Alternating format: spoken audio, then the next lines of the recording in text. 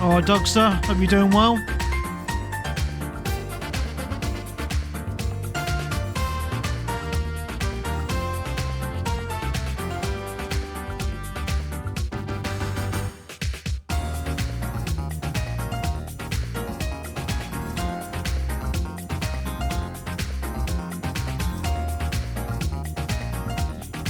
Just doing the usual.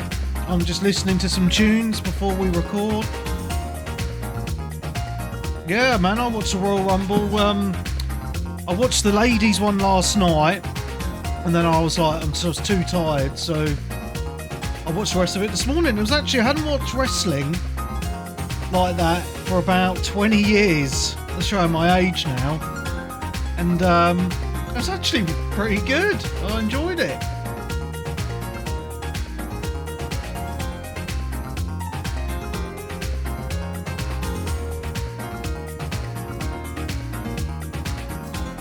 Oh, nice, yeah. I was hoping Kevin Owens would win that ladder match, though. So cool, he's got that old belt. Remember that belt well from the 90s. The heyday of wrestling, Stone Cold versus The Rock.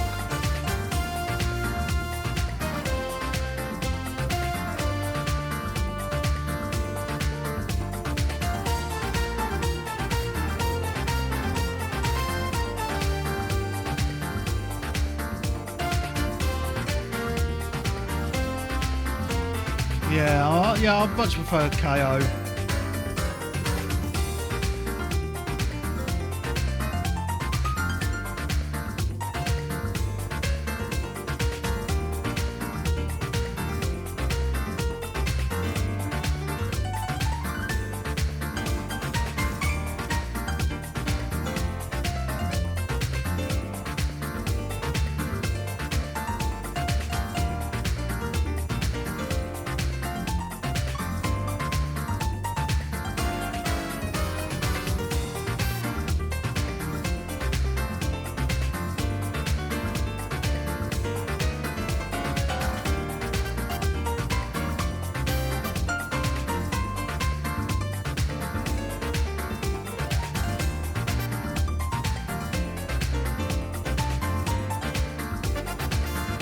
Yeah, he has that slick look, doesn't he? You know, slick back hair, all American, all the Yanks love him, don't they? Yeah. Yeah, he's more for the kids.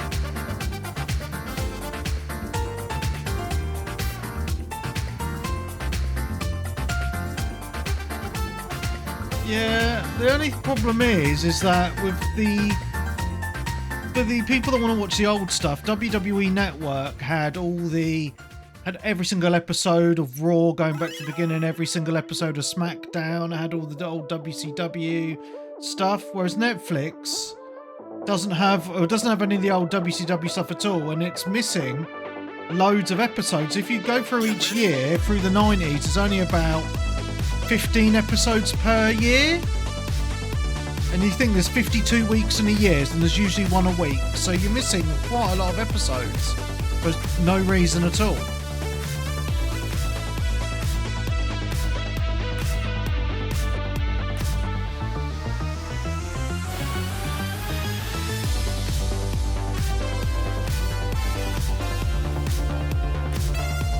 I hope it does go there, because when it hit Netflix, I was going to go for a binge watch of all the old Stone Cold versus The Rock era, the Attitude era of wrestling, but I'd be missing a fuckload of episodes, so I never bothered.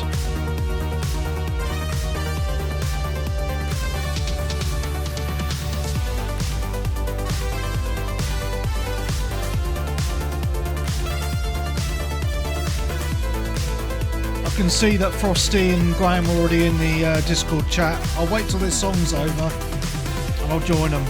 This is just my favourite one to get myself in the mood.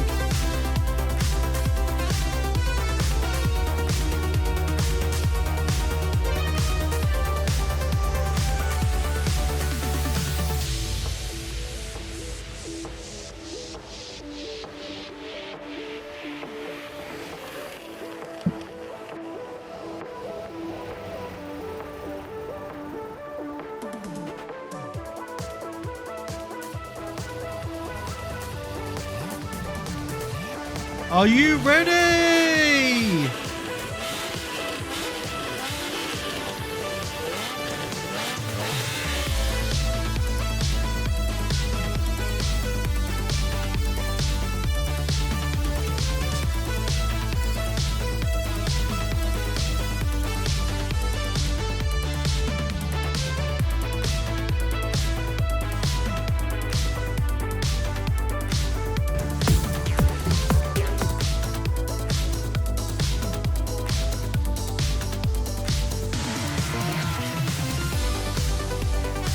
Yeah.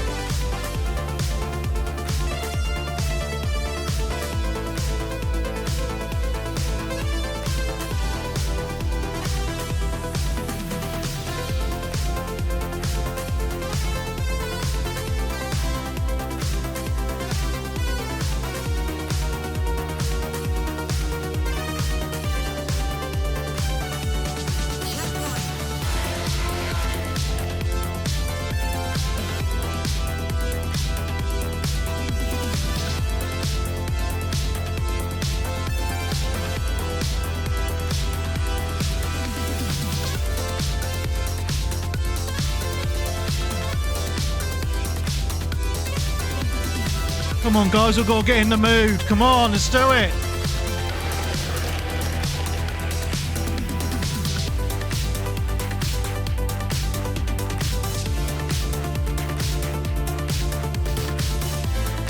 I want you dancing with me, Dougster. Come on.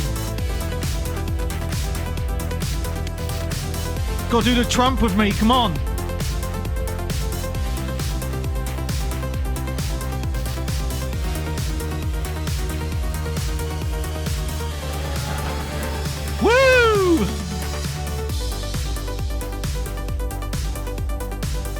Oh, this fucking tune hits me hard every single Sunday.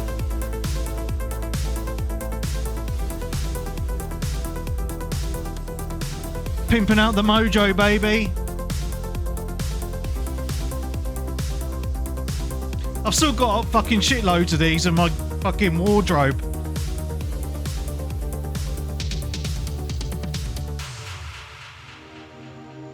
Ah, it is time to join the chat.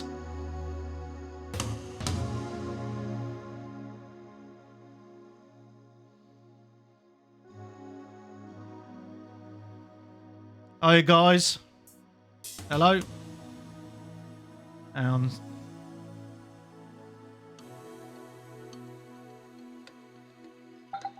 He's hidden. I'm in, yeah, I had to sort my settings out. How's it going? Yeah, nice moves, by the way. Yeah, you watching my dancing? I do it every Sunday before I hit record, just to get me in the mood to talk about video games. Oh, it's like my pre-podcast ritual now. Put some banging gaming tunes on, get in the mood. Like it. Yeah.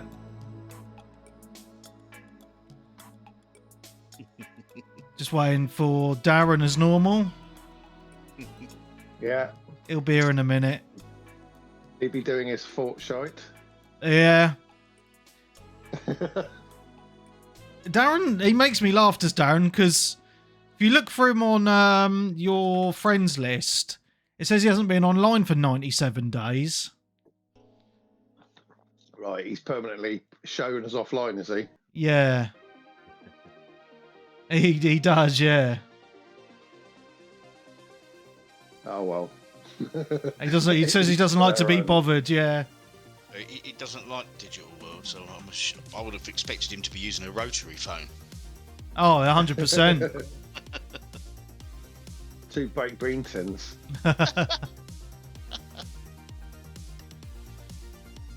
Oh, mate. Good times. How long you got before the family's back? Next Monday, mate. Oh, you're on a countdown then. Or... Yeah.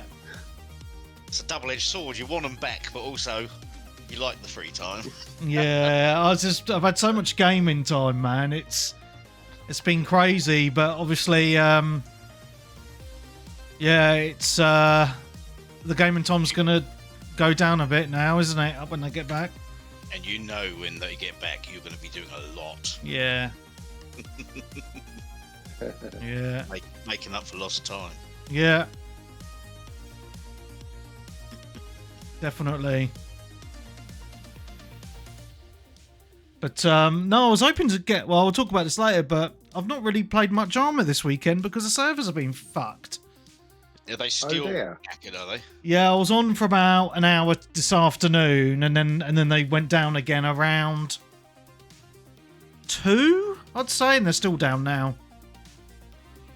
I sort of rage quit the other night because it was so laggy, and I just like, you know what, I'll wait until they've got this. But that's why it's laggy, because I'm Yeah. having all these DDoS attacks. But we'll get into it in the show. But Oh, that sucks, man. oh no, because it's like I've got one more weekend of freedom of pure Arma fun times, and then Yeah, that's you it. can't You get know? on.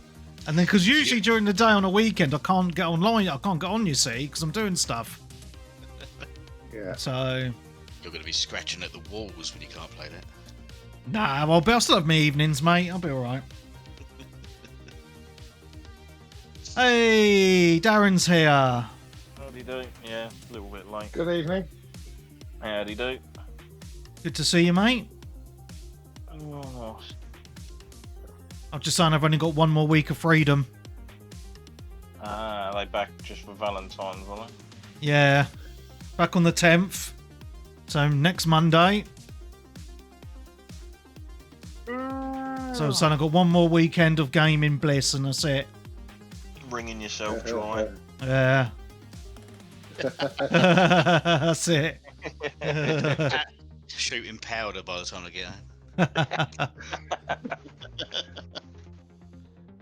Instead of it being like, instead of it being No Nut November, it's been No Nut December and January.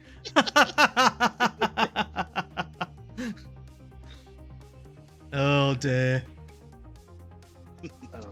Mm. Well, we'll get started in a second. I'm just seeing who's online on Twitch. So I can see Frosty's there and Dougster.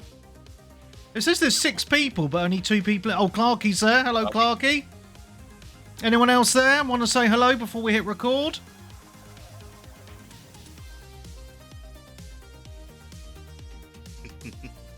Drunken Crew, hello.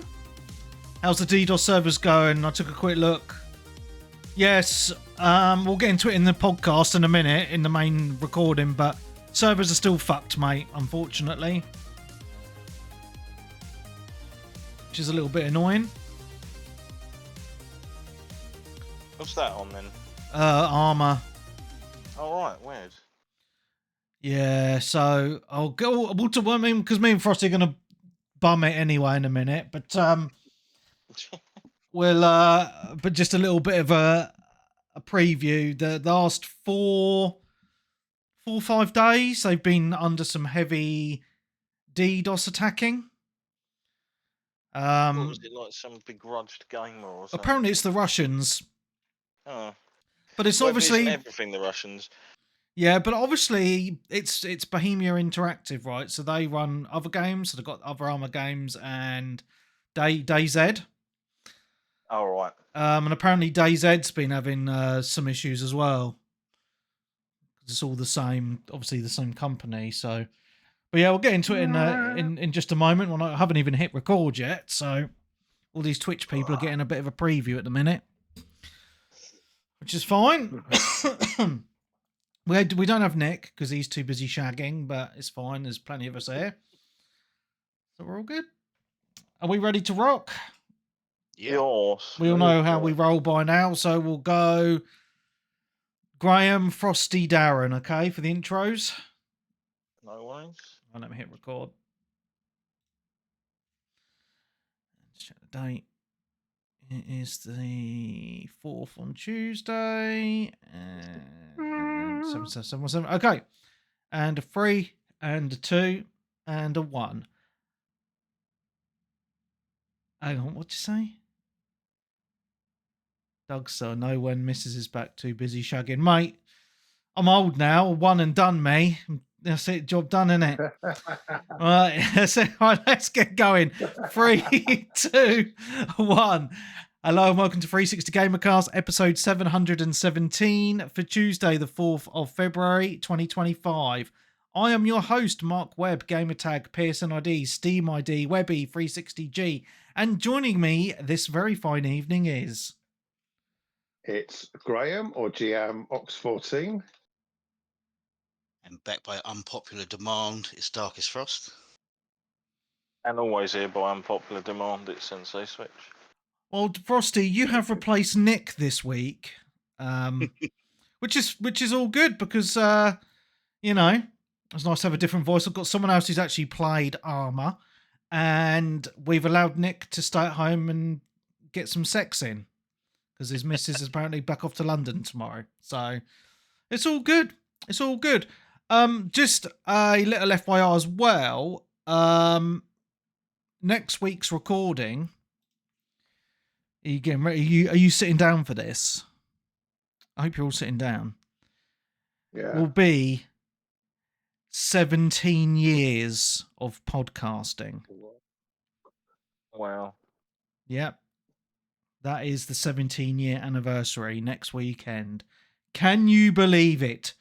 17 years, 3 different podcast names, back to the original name. We've quit like 3 or 4 times, come back again, and we're still here.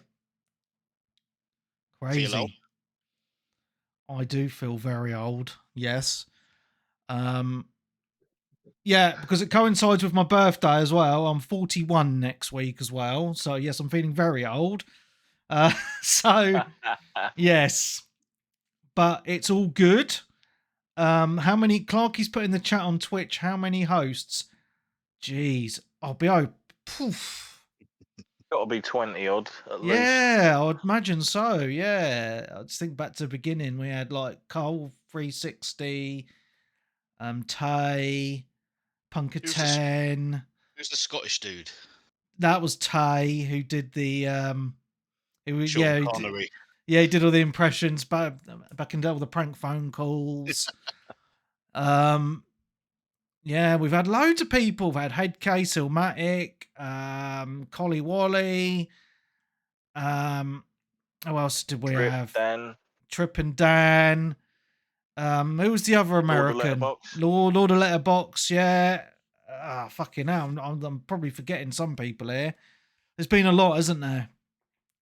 A lot of people. Yeah. Crazy times. 17 years. Oh, let's have a whiskey and celebrate this shit, shall we? Cool. Right, anyway, so let's get into video games then. So yes, Frosty's on this week. Very nice to have you on, mate. Been trying to get Frosty on for a few weeks now, but he's always busy or drunk or out at a gig or something.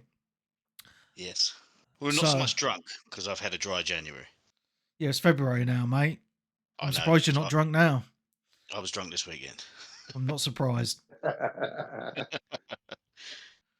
That's all good, mate. It's all good. Yes, because your daughter, Frosty, is kind of semi-famous now, isn't she? She's got some singles out on Spotify. She does a lot of... She's getting there. Live gigs and stuff. Yep. Yeah, she's... And funnily enough, she's actually just... she entered a competition for Cambridge bands and solo artists. And she had to send in a little video of her doing some of her own stuff, like live. Yeah. And then they have like 15 judges going through all of the videos of all the people. And if you get through that round, you then get to play in one of the pubs in Cambridge for a 20-minute set. Oh, brilliant. And she's got through to that stage already now. Oh, fantastic. Great news, mate. Yeah, that's coming up, and then if she gets through that round, she plays the Junction at Cambridge, which is quite a big music venue. Yeah, So I used to DJ there. Yeah. yeah. So fingers Been there a crossed long for that. time. She's getting there. Fantastic, mate. Yeah, nice. Oh, Happy belated birthday to the drunken crew in the Twitch as well. Just thought I'd mention that. He just put that in there. Yeah, so let's talk about video games, and got obviously got frosty hair, so I do apologise to all those to all those people that haven't played Arma. Why the fuck haven't you played it yet? It is amazing. So we're going to talk about that for a little bit. Dugster, yes, I did used to DJ hard house and trance in my younger days. I know it's hard to believe, but that was when music used to be on vinyl on the decks, not all this fucking shit now, you know? Yeah. So anyway, Arma Reforger, I'm still playing it a lot. I'm gonna put it out there though. I have played other games this week as well though, so I'm not just going to be talking about this one game, which you know you will all be happy about. But no, this is still an addiction. Been playing it a lot. However, the past 4 to 5 days, the Bohemia server, so the devs and publisher of this is Bohemia Interactive. Their servers have been under DDoS attack for about 4 or 5 days now. So I haven't actually been able to play it a lot for those days. So what's happening is you can get into. So my experience has been I'll get into a game, and then when the servers get attacked, you'll start getting lag, and then you'll just get booted from the server, and then no servers will show up in the list, and then you have like a little account symbol on the top right of the screen, and that will just be red. And so like this afternoon I played for about an hour. I got booted from the server. That happened. Other times I haven't been playing. I've just wanted to play. I've gone on. I've not been able to connect. And then I'll go on the Reddit or their Discord or Twitter, now called X. And there'll be loads of people saying the same thing. And then the devs will come out and say that, yes, they're again under DDoS attack. And they're apologising. Which is a shame because, as you've heard me the last few weeks talk about this game, I'm having a really good time playing it. It's a lot of fun. You know, and I say Frosty's joined me a few times as well, haven't you, mate? And I think you are enjoying it as well. So it's just be nice to actually, for me to shut up for a minute and for you to just talk about your experience on playing the game. Yeah, well, as you've said before, this is the first game that's really sort of dropped you back into feeling like the 360 days in a way.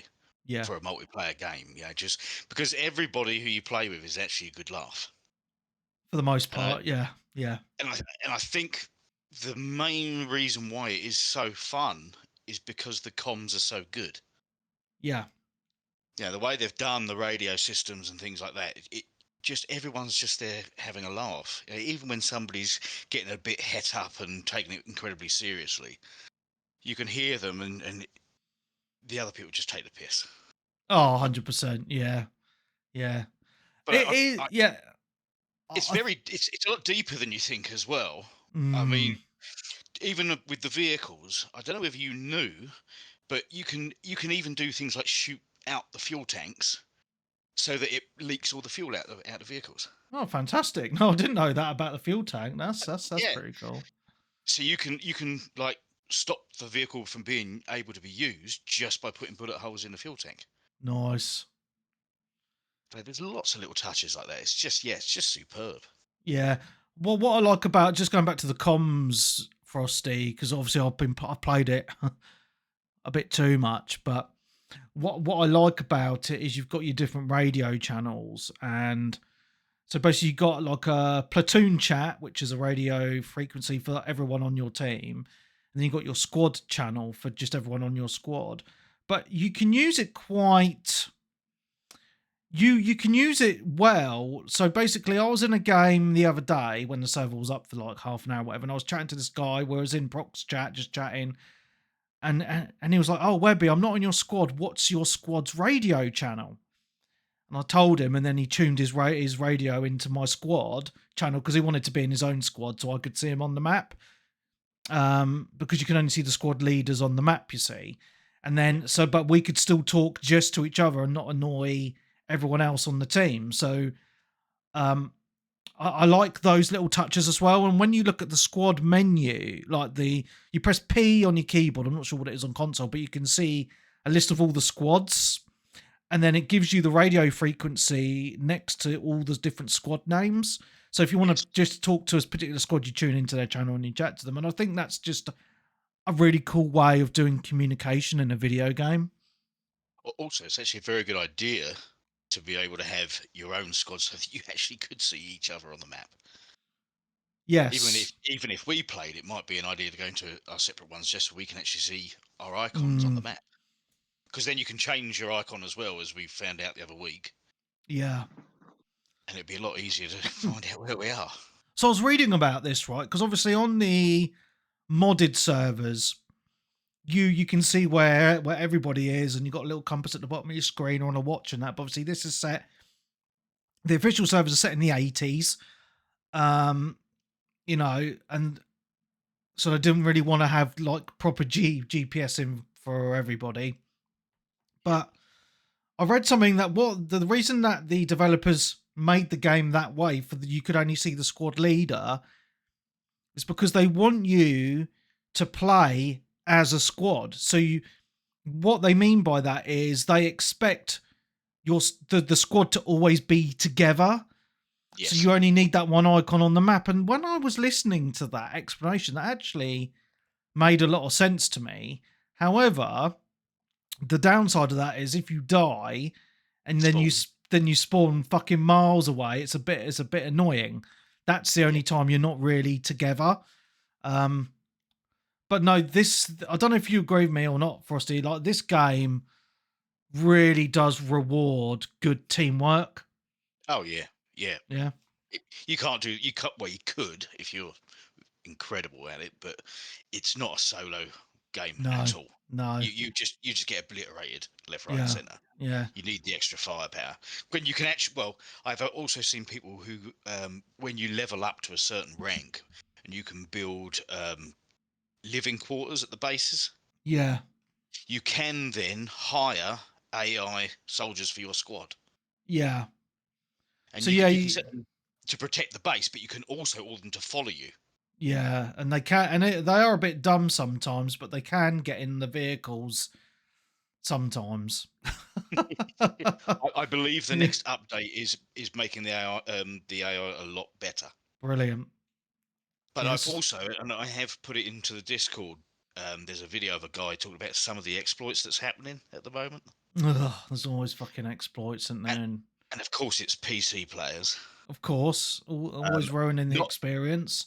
Not by like cheating as such, but using settings to their advantage. Yeah. Okay. So they're dropping the foliage levels all the way down and shadows down, so you can see the enemies a lot better. And of course, you don't have those sliders on the console versions. No. So yeah, they're asking for the devs to remove that option. Ugh, okay. Yeah, that's happened in a lot of FPS games like this. I've known in the past, and yeah. But if you see the video, it makes a big difference of trying to sneak through the tree lines. Yeah. Like, if you take the shadows off, you light them up like a Christmas tree. Yeah, it's a shame, really, because I don't even think about it, because I always put the graphics up as high as I can, so I want it to look nice absolutely. Rather than fucking. Yeah. Which for the size of this game and how like I say deep it is with the things like the vehicles and whatnot, I think it's a really impressive looking game. Oh yeah, I think so too. You know, the map is fucking massive, and there's a lot of stuff going on. Right, you've got all the players, you've got all the vehicles, and obviously people spawn more vehicles and dump them in random places, and it's got to compute all this stuff, and you know, it's very smooth as well for such a large area. Yeah, you know, all that stuff going on, which is really nice to see. And even on console, I believe it runs really nice and looks good as well, which is really good to hear as well. So yeah, I'm really pleased about that. But I've been having a blast on this, and I've mentioned in previous weeks and stuff like, I'm still going on now, on my own, just chatting to random people in proximity chat or the radio, and making squads with people that are just around at bases and that, and going and doing objectives and stuff. I found myself now playing it a little different to how I was before. I'm kind of like, because I was very quick to rush into like take the next base, whereas now I'm taking a little bit more time. I'm getting to a base. I'm like, right, has it got enough supplies for a radio? Has it got enough supplies for maybe like a vehicle depot? No. Okay, where's the nearest fucking supply place? I'm gonna get a vehicle and load this base up with supplies, so it's got the stuff it needs before moving on. Because what I find is, if you take a base, you need a radio, because if you don't have the radio, you can't spawn there. So if you die, you're going to spawn miles away, and it takes you ages to get back to where you want to be. So what priority one for me is a radio. Also extends that kind of mesh network that unlocks other points to take. 2, a vehicle depot, because even if you spawn there, it's shit if you have to run for about fucking 10 minutes to get to where you want to go again. So I always try and make sure I get a vehicle depot there, and just enough kind of supplies for a couple of vehicles if I die or whatever. And that's kind of all you need. I kind of find the loadout stuff kind of secondary in my view, because the problem is, having a nice loadout is great, but the problem is loadouts dwindle the resources of the base really quick. So I normally, like, when I start a game, I'll spawn at the main base, I'll make a loadout and I'll save it. But then obviously you can't spawn in those places with a save loadout if they don't have an armory or the required amount of resources. So I try now to prioritize not dying if I can help it. And I know that sounds silly, but it kind of like this, when you die, it's just more, it's not the end of the world. I just find it more annoying just having to travel back to where I want to be because of the things I've just mentioned. So I really kind of, my gameplay has changed even more so, of slow and methodical approaches to objectives. Maybe like have a sniper rifle so I can take more long range, that more long range approach to the objective of taking out the enemies. Because the AI, I know we've just saying how shit it is, but the bad guy AI, they're very accurate and they will kill you very easy if it's, a base hasn't been taken by the opposing player team yet. So you still got to be very slow and methodical and careful when taking the bases that are AI controlled. So I think they've actually done a very good job with that, just by making, like, it forces me to play as a soldier, very slow and methodical approach because of that annoyance. Also, the one thing I have found, Frosty, and I know you like to play as the Americans, but I've found every single time I've won a game, and some of the games have been like 4 hours plus, it's every single win I've had has been on the Russians. And it's kind of a meme now I've seen online as well, is the people that play on the American team are like the console cool Call of Duty players who just want to run and gun, and they will just dwindle all the resources super quick, by making their loadouts. Whereas the players on the Russian team seem to be more coordinated, more open to chatting and playing the game properly, if that makes sense. And I've noticed that from playing it myself. It's quite interesting actually seeing that in action, because it will go on. It will be purely because, as you said, all the newbies to the game are going to be switching American straight away. Yeah. And the vets of the game have got past that. Yeah. And so they sort of almost congregate together on the Soviet side because they don't want to be on the side of the noobs dwindling all the resources. Because I even had it once, right? So this is the one and only time I've had bad sportsmanship in the game for people on my team. So I was on the Americans and everyone was huddled around the Arma, and I said, guys, what are you doing? We're running out of resources here. Can you not take so much stuff for you to just die and lose it? And they were like, fuck you, and just fucking killed me. I was like, charming. So I respawned and grenaded the lot of them, hogging around the base, and then left the server. I mean, some of the content creators that you come across on YouTube with this game, they are almost like mini movies. Some of them. I Yeah. remember seeing I remember seeing one where a guy had obviously stolen a uniform of the American team, and he was just hiding in dead bodies in the housing all around the base, and he was just taking pot shots, taking one out at a time, and causing complete confusion. It was hilarious. That is funny, man. That is fantastic. Yeah, I mean, I've had similar experiences where, you know, I've dressed up as the Americans and nicked their radio and just been like camping outside their base in a house window and just popping them.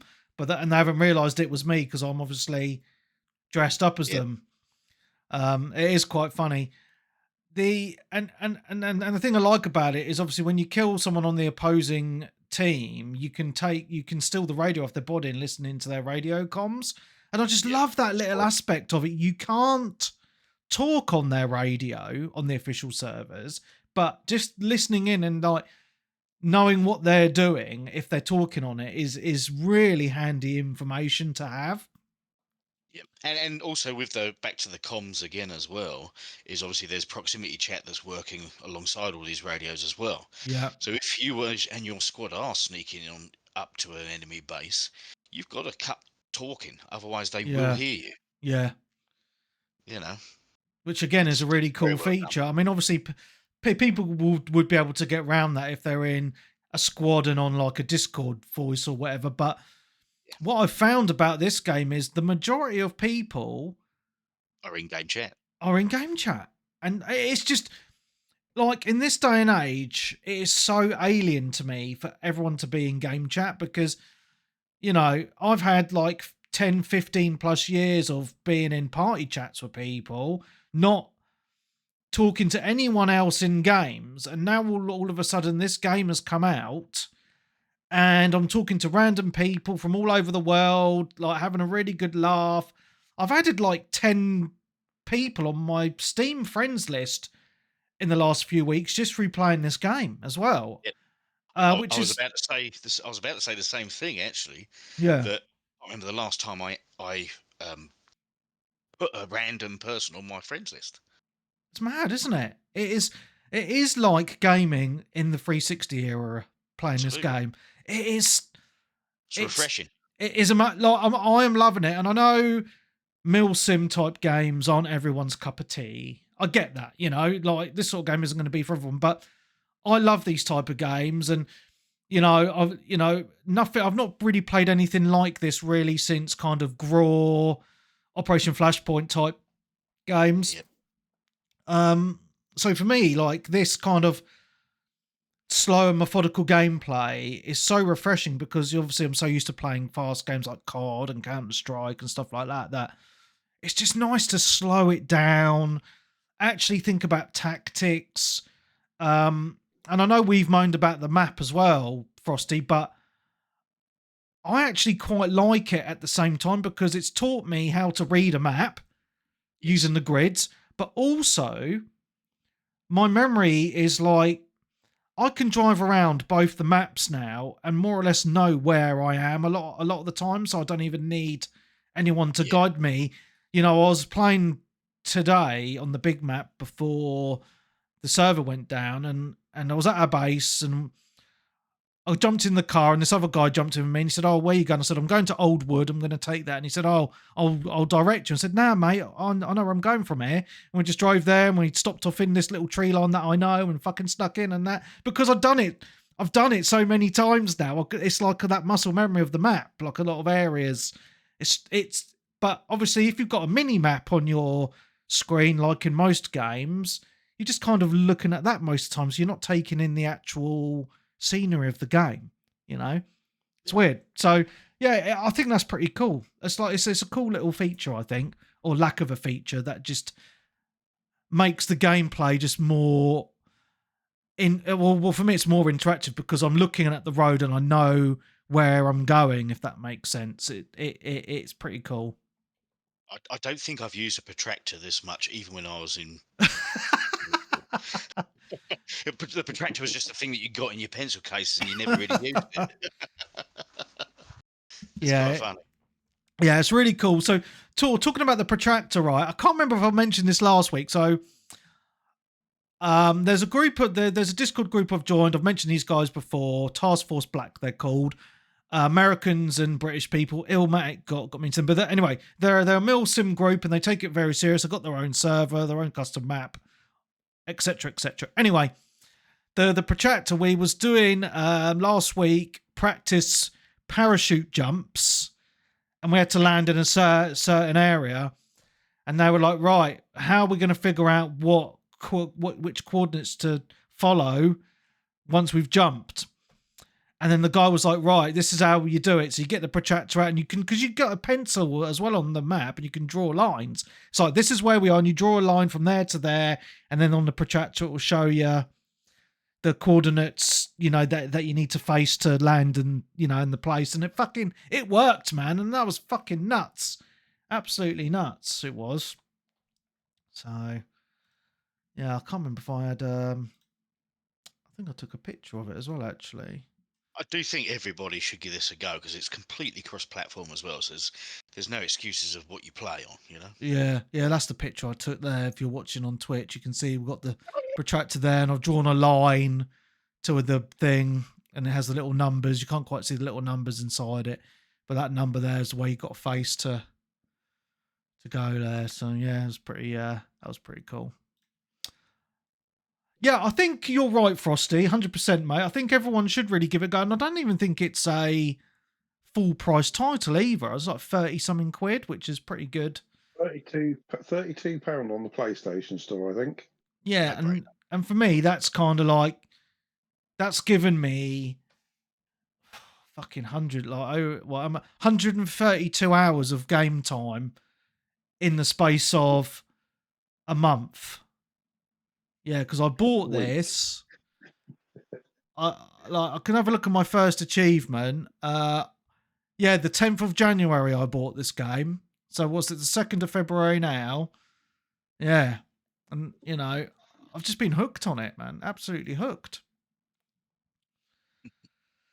So yeah, what I like about the modded stuff, because I do enjoy mainly the official servers, because I like to do the cross-play with the PlayStation and Xbox people, and the modded servers aren't available for PlayStation gamers yet, but they will become available at some point in the future.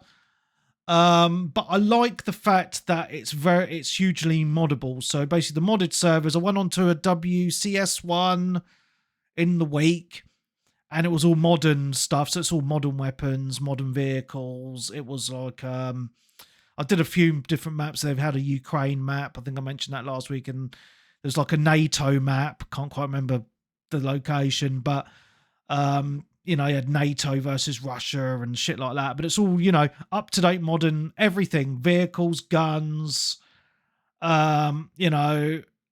scopes and everything. You all had the GPS on. You had a GPS watch, so you could just see which way you're going just when you're holding your gun. And I like that it's just hugely moddable, because it gives people different experiences as well, right? And it allows communities to form in different aspects of the game. And I just think that's a really cool thing. So yeah, I really like that. But for me personally, I much prefer the official servers, just because I like that kind of old school feeling where I have to map read and I get to shit talk with the PlayStation players as well. So, but modded servers are a cool thing, man. I just think it's wicked. And as I say, I just think it is such a cool thing now that that's open to consoles too. So, it is just, I don't know about you, Frosty. I don't know. Have you gone on much on your own without me, or have you? To be fair, I've only played official servers. I had a look at the modded servers, but yeah, I've just stuck with the official ones at the minute. Mm.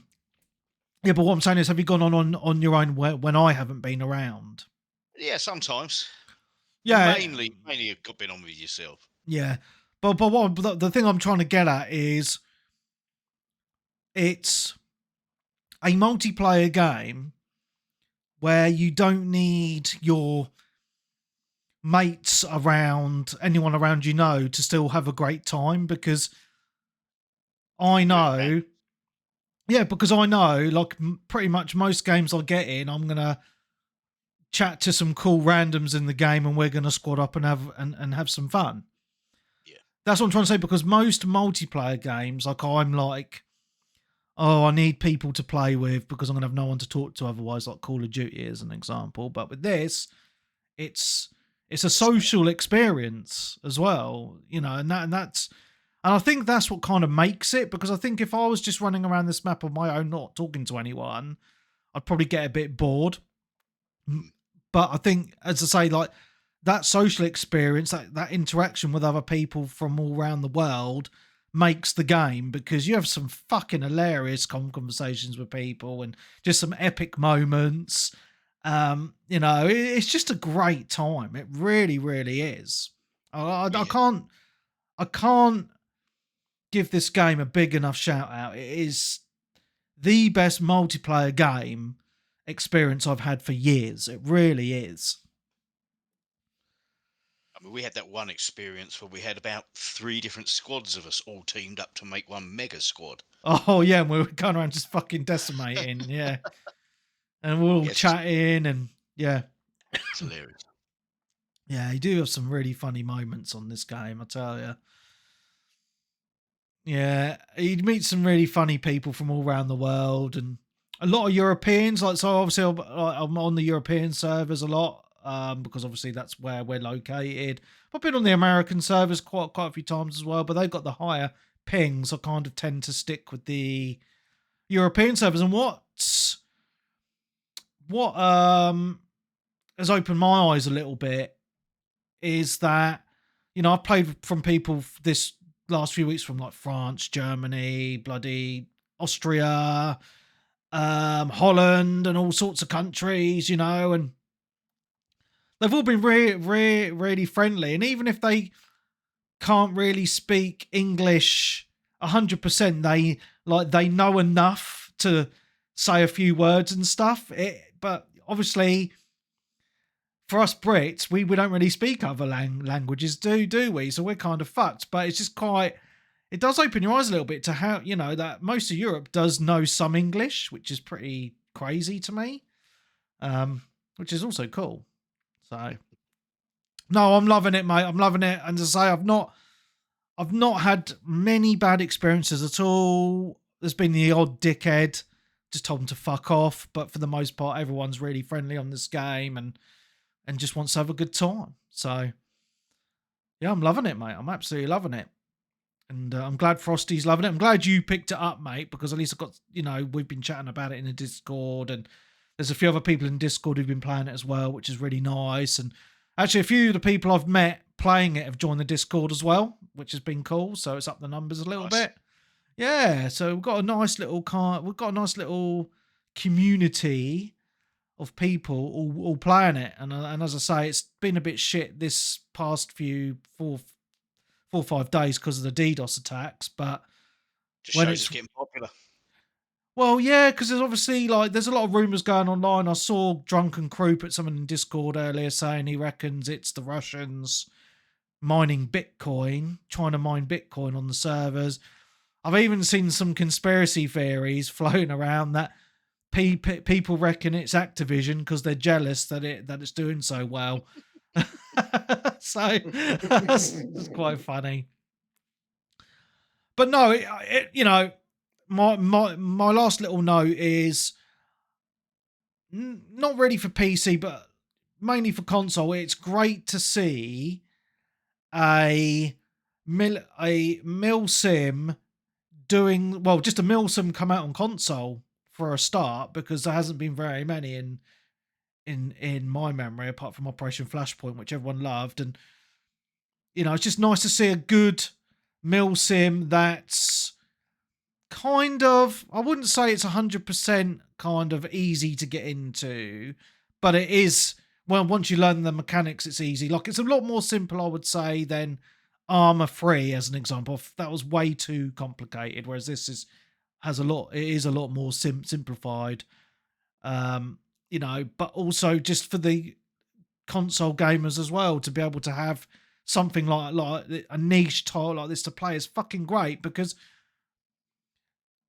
too many games the last 10 years or whatever have been been trying to make them appease everybody. Yeah. Whereas you can't always please everybody. You need these niche titles for those people that really want them. And you look how well it's done. It is a niche title, and fucking it's nuts. It's amazing, So yeah, once the servers are fixed, I'll be back on it this week, I think. But if people haven't picked it up yet, I would say pick it up, and would be more than happy to show the ropes. There's a load of us that are playing it now, which is fantastic. So just need to get Frosty on a bit more. It's getting updated and getting better and better all the time as well. Yeah, which is great. Yeah, I think because there is an experimental version of the game, and in there at the minute there's mortars and I think some other weapons and stuff as well. Yeah, there's quite a few additions. Trees. And the buildings can be fully demolished as well. Yeah, so we're getting into Battlefield territory now. So yeah, I think it's coming along nicely. In this game as well was only meant to be kind of a like a kind of a demo for Arma 4. Yeah, just to test out the new engine, and this is like better than most fucking full games. So yeah, it's great. Anything else you want to say, Frosty? Because I know we've both been loving this game. No, I think we've gone on long enough. well, Clark, he's just put in the Twitch chat 40 minutes now. ... Sorry, Clarky. Even I was nodding off. Sorry, Clarky. You need to buy it, mate. It's amazing. I've even been Twitch streaming it and been getting like 3 or 4 people watch me as well, which has been amazing. So, yeah. So, yeah, all is good. All is good. That's me going to shut up now. And we are going to move on to what Graham's been playing. Right, okay. I have a gaming confession to make. There is a game that everybody loves that I have never played. I've owned it a couple of times, but for some reason, I've never played it. So this game, I noticed, or the remake of this game, or the most recent remake of this game, has PlayStation VR support. So I have been playing in VR Resident Evil 4. Nice. This game is it is stunning in VR. I can't put into words. I was I think I might have played the very first chapter of Resident Evil 4, maybe on the Xbox 360, maybe for half an hour. And I just kind of went meh and just put it down. And for some reason, I just never went back to it. But I went, right, this time, because I found a copy of it. I think it was sealed just before Christmas. And I picked it up for like 18 quid, or it was less than 20 quid. Oh, that's good. And I thought, you know what? I thought I'm going to pick it up because the VR add-on, I can't remember whether the VR add-on is free or it's very, very cheap. Free. I think it's a free add-on, isn't it? So I just downloaded it and I dived in and I thought, do you know what? I'm going to give it a go. I'm going to try and get to at least chapter 2 before I decide whether this game is definitely for me or definitely not. Do you know what I mean? I thought I'm going to really stick with it and get over the hump because I just found the intro a little bit, it sort of put me off a little bit, I guess you could say. I'm currently now right at the end of chapter 4. I'm just about to start chapter 5. And this game is just, I mean, I can't emphasize Oh, when you do that, when you do the boss battle with the very, very tall big guy, you Dante or can't whatever it is. really, yeah, you can't appreciate I, doing that fight does when it not his make knees. does it not make you feel Sorry. sick? I'm sorry, I'm watching the video. I feel sick watching the video of this game in action. I'm gonna have to turn it off. Like, does it not? Well, there are when you load the game up initially, it does have a comfort settings menu, Right, and what it defaults to is every time you walk forward, it will shutter the side of the screen very slightly, right. or you can turn it off. I think there are other options if you do suffer with motion sickness. Now, I think VR there is kind of there is a base level of sickness that I think everyone may or may not suffer. But I mean, I find I'm largely fairly sort of used to the movement in VR. There are a couple of movements that make my head feel a bit funny because, like, you can do, if you're on a high platform, you can drop down. And very occasionally that leaves me feeling very, very slightly disoriented for about a second or two. Not too bad. Yeah. But I mean, I would say VR in a way makes the game easier All because it right. makes aiming easier because effectively you are aiming the gun in a 3D space and all the targets. This is the thing which always strikes me with VR is it's the scale because obviously when you're playing on a TV, the characters you're aiming at, they're like 6 inches tall. When you're playing it, they are the same height as you standing up, or that's how it feels. So you kind of have, it almost feels like you have a larger area to try and aim for, if that makes sense. Yeah. So and also, like I said, that boss battle with the guy in the courtyard, the really tall monster. When you're doing that battle and his knees are at your eye line, it's really quite something to have to look up to be able to see his face. Do you know what I mean? It's Wow. just Yeah. it really is. I mean, VR isn't for everyone, and I know that some people may suffer a little bit of discomfort, but I think it's worth it to see this game running in VR because it's just one of those things where you're like, I wonder what's over there. And ordinarily, if you're playing a game, you kind of like move your right stick to move, but all you've got to do is just look over your shoulder and you can see it. Yeah. I think the big thing with the VR as well is the depth perception. And Yeah. even when you're watching videos of VR games like what Webby's got on his Twitch now, you still can't portray that depth, that sense of depth that you get from things. The And depth and scale are very, very yes, difficult to see unless you're actually in it. But I would say that it doesn't make me feel very sort of nauseous playing this. Some games have, but I think this is not too bad because it's not fast movement Right. so much. But I mean, everybody's different. Your mileage may vary. You may play it for 2 minutes and just go, no, it's no good. I've got to get out. it's also they call it getting your VR legs basically. The more you Yeah, I do think use it, the more you yeah, get over it. I mean, I don't have to put any of the vinaigrettes and the blinkers on or anything like that. I play everything with smooth turn, etc., because yeah, yeah, I've been yeah, playing VR since the original Oculus came out. So yeah, I'm sort of a bit of a veteran, I suppose, in the VR space now. So it yeah. doesn't You bother me can in the you slightest. can, yeah, you can acclimatise a bit. I think over time as well. I think it does get easier the more time you spend in VR. But I mean, Plus, also, this is sorry, go ahead. yeah.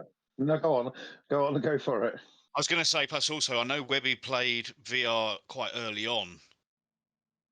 Yeah, Quest 2 or something like that. The technology has got better as well. So like a lot of the headsets now run at 120 frames per second. That makes a big difference yeah, from when they used to just run at 60, 70. Yeah. yeah. And I was just going to say, from what I can see and from what I've read, it is basically, it's not like stripped down again. It is the full Resident Evil 4 campaign, but all you're doing is you're seeing it in VR. There are a few bits where, for example, if you activate a cutscene, it will basically pull you back to a third person to show the character moving an object or opening a door or whatever. But 99% of what you see is through the character's sort of line of vision, as if they would see it, sort of thing. But no, I mean, some of the bits in this game are just absolutely breathtaking. And I think if you look at a list of like VR favorites, it's for a lot of people, it's always one of those that's Right. in the top 5. That's It's good. always in the top 5. People rave about it, and I thought, you know what? I thought I'm going to give it a try. I'm going to give it a real proper try. Going to pick a copy up, and I'm going to sit down with it, and I'm going to sort of stick with it. And I'm glad I have, because I mean, I'm at the end of chapter, like I said, at the end of chapter 4. I think the whole game is about 16 chapters or 17 chapters in total. Okay. And I'm gonna try and sit down and try and get all the way through it, I think. Cool. Nice. I'm glad you're enjoying it. You play Village? Sorry, Did you play Resident Evil Village? I have not. No. That's Well, I played like, a bit of it around a mate's house once, but that was about it, really.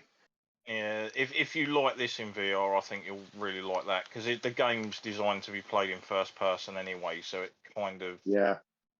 it's just an I mean, extension of that. And I think they used a lot of the tech and everything that they worked out from obviously 7 and Village for 8. Sorry, for 4.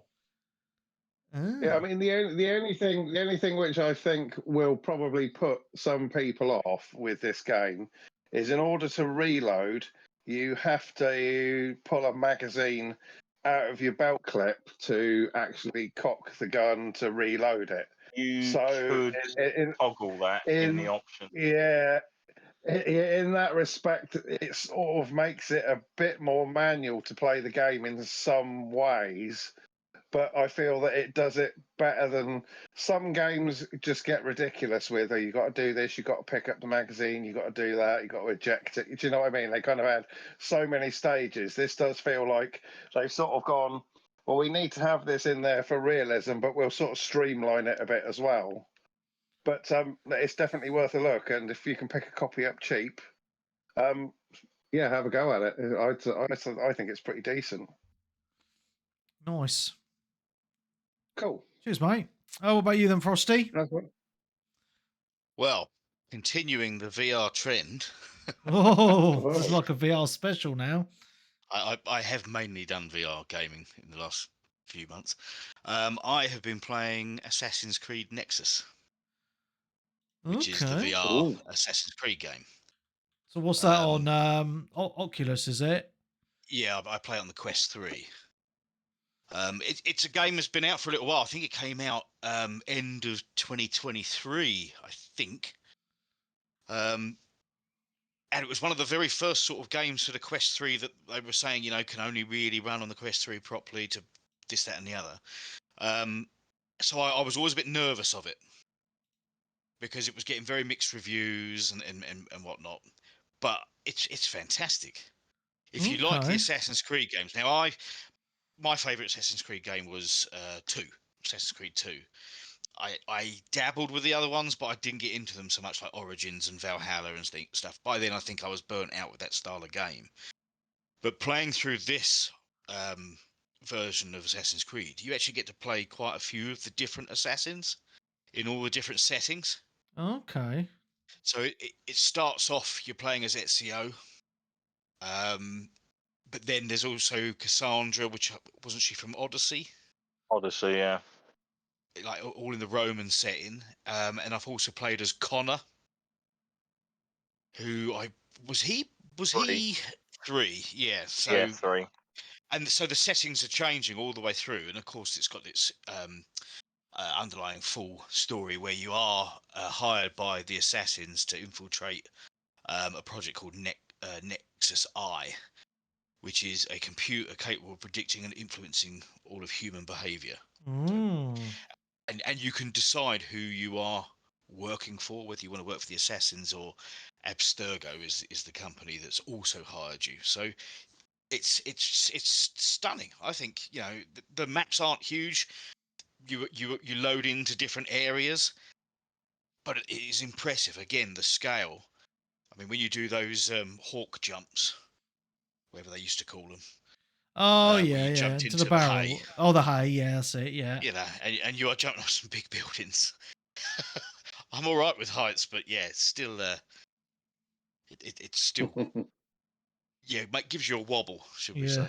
Oh wow. But yes, so for someone who I've held off on this one for a year or two, I finally sort of just jumped in. I went mad and bought a load of VR stuff basically, and this is a good game. And again, all of these VR titles, you're not spending more than 30 quid.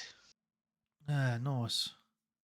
So yeah, it's been a really good one. I haven't quite finished it yet, so this is the one I'm going through at the moment. But Okay. I would definitely put it up there with like the Batmans and the Metros. Nice. I keep spending Clarky's money. I keep sending him little pips of VR for him to purchase because he got one at Christmas. So yeah, so this is on the Oculus. It's a standalone, isn't it? So you don't need to plug it into a PC Yes, or anything. yeah. I was saying earlier, I brought my PC to run PC VR through the Mm-hmm. Quest. That was the sole purpose of me buying a new gaming PC in the first place. But now with the Quest 3, the standalone stuff has caught up so much graphically that I find myself not bothering with the PC VR anymore. That's pretty Um, impressive, isn't it? it is. I mean, I'm actually waiting for the release of the new Alien Incursion game on the Quest. It's been out on PC VR since November last year, and my Is that PC on can run it. PSVR as well? Yes, I believe it is. Yeah. Um, Looks very, very good.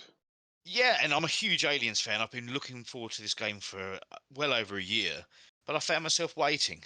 The Quest version was delayed until February the 18th or something like that.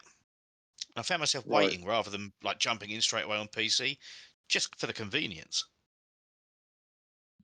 And it works. Yeah. It's not even really with the convenience because now Steam has actually got their Steam Link software on directly on the Quest headset. So you press Oh, one that's button, cool. and it does all the connection for you. It opens Steam on your PC for you remotely, and it's all wireless. Oh wow, that's pretty impressive. It is, but yet I still find myself waiting for the Quest versions just because they're on the headset. Yeah, that makes sense. It does make sense. So what, does the headset have a built-in memory then? I take it, like a hard Yeah, drive thing. yeah. I've got the 512 gig one. But when you think a lot of these games, I mean, they are getting bigger as the graphics are getting better, etc. But for instance, I think the Assassin's Creed that I've been playing is about 15 gig or something. That's quite small, really, by game standard. Yeah, but then you've got one that I'll talk about a little bit later as well, Metro. I think that Okay. one was about 30, 40 gig. Right. Yeah. Okay. Yeah, so that's why I went for the bigger hard drive because I thought you can get a 128, Oh, but it just that's wouldn't. yeah, You know, that's as tiny. as Yeah. as you go forward, it's not going to be enough. Can you not put an SD card in it or anything? No. No. Oh, that's a bit shit. Yeah. Okay. Yeah. One thing with the Quest 3 is there's no plugins really for much. You can't. There's not even a headphone jack anymore. Oh bloody hell!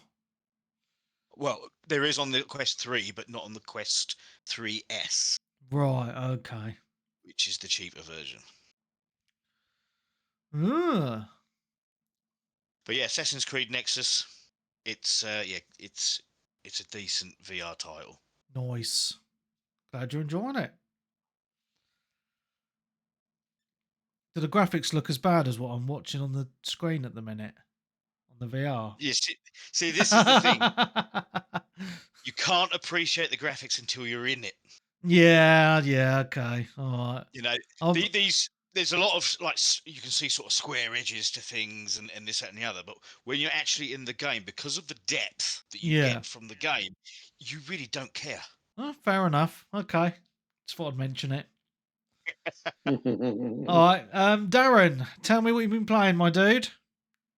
Not a great lot. I'm still going through Hogwarts Legacy. Oh, nice. How many hours you put into that now? Since you keep on hiding Uh, offline, so I can't Hold on see a second. see what you're doing. I'll let you know. 30 hours. Oh, nice. Okay. And how much of that is actually doing the main story? I don't know. It says I'm 31% or something. Okay. Not too bad. Maybe that might be the achievements or the trophies. I honestly don't know. Fair dues, but you're still enjoying it then, I guess. Yeah, I've started having a couple of sort of like moans at it, like I do with every game, I guess. Yeah. Where like it mainly comes down to the combat challenges or whatever they are, the dueling feats, Oh, okay. where it's basically like slam an enemy into a breakable object, but there aren't any. So fuck me, right? Yeah. Okay, yeah, it's sort of a thing. Or set an enemy on fire and then slow them, and you do that exact thing, and it doesn't count. You're just like, all right, okay. So yeah, they'll get chipped away eventually, I'm guessing, because you get one come up for every confrontation. So, Yeah. but it's just kind of a bit frustrating when you're trying to get stuff done and you're unable to do it, sort of a Yeah. thing. But like I say before, the presentation of the game is fantastic. It is very bizarre wherever I go that 18th century Scotland looks like a fucking metropolitan city in the 21st century. That's a bit of a. Yeah. It pulls me out a little bit, but apart from that, I'll there tick isn't those really anything. boxes, mate. Yeah, there's not too much to really sort of say that other people haven't talked about before. So Oh, I've unlocked the ability now to capture animals and stuff. oh, nice. Can you So fly I'm now sort as of like, well? yeah, oh yes, oh yeah. That was actually pretty cool. Getting my broom and being able to flap about. Yeah. Capturing your animals as well, as you say, and putting them in the It's little one of that those room. games where there kind of isn't a massive lot to it per se, but it does kind of throw everything at you quite quickly. Yeah. Where like you'll open up a certain thing and it's like, right, now you can do these things, now you can do this bit, now you've got all of these over your map, now you've got those all over your map. It's sort of part by part, Yeah. and you're sort of sitting there thinking, fucking hell. Like Naomi and I are a weird student who doesn't sleep. I just stay awake 24 hours a day for weeks on end. Yeah. I failed to turn up to school for days on end. Like, so I suppose if you sort of take all that out, I do try and sort of do the classes and that when they obviously come up, and they're the parts I actually like. I like all the character interactions and that you have. Yeah. They're actually pretty cool, and then obviously you speak to the teachers and you get to know a bit more about their backgrounds as well, and obviously some of the sort of sub quests that go on with the students that you obviously make friends with, etc. Yeah. I did actually laugh when there was this whole thing of like when the game came out, everyone was like, "Oh, there's no romance in the game." I was like, "You're a fucking kid." Yeah, I know. Like it's just Oh, that's like ridiculous, isn't it? you're I like a know. 15, 16-year-old kid. Like it doesn't need to be there. But yeah, I still enjoy all the little quirks and everything, like the moving portraits and murals and other bits, and then I'm still finding new areas and getting taken to new places with your different bobs and learning your forbidden magic and like ricochet slamming enemies into the floor continuously. That never gets old. Yeah, I mean, I remember when I played, I learned all the forbidden magic. It was See, do really you good to need use. to learn all the forbidden magic to get the learn all spells thing? Because that's kind of annoying if so, 'cause it doesn't. I don't know. I don't.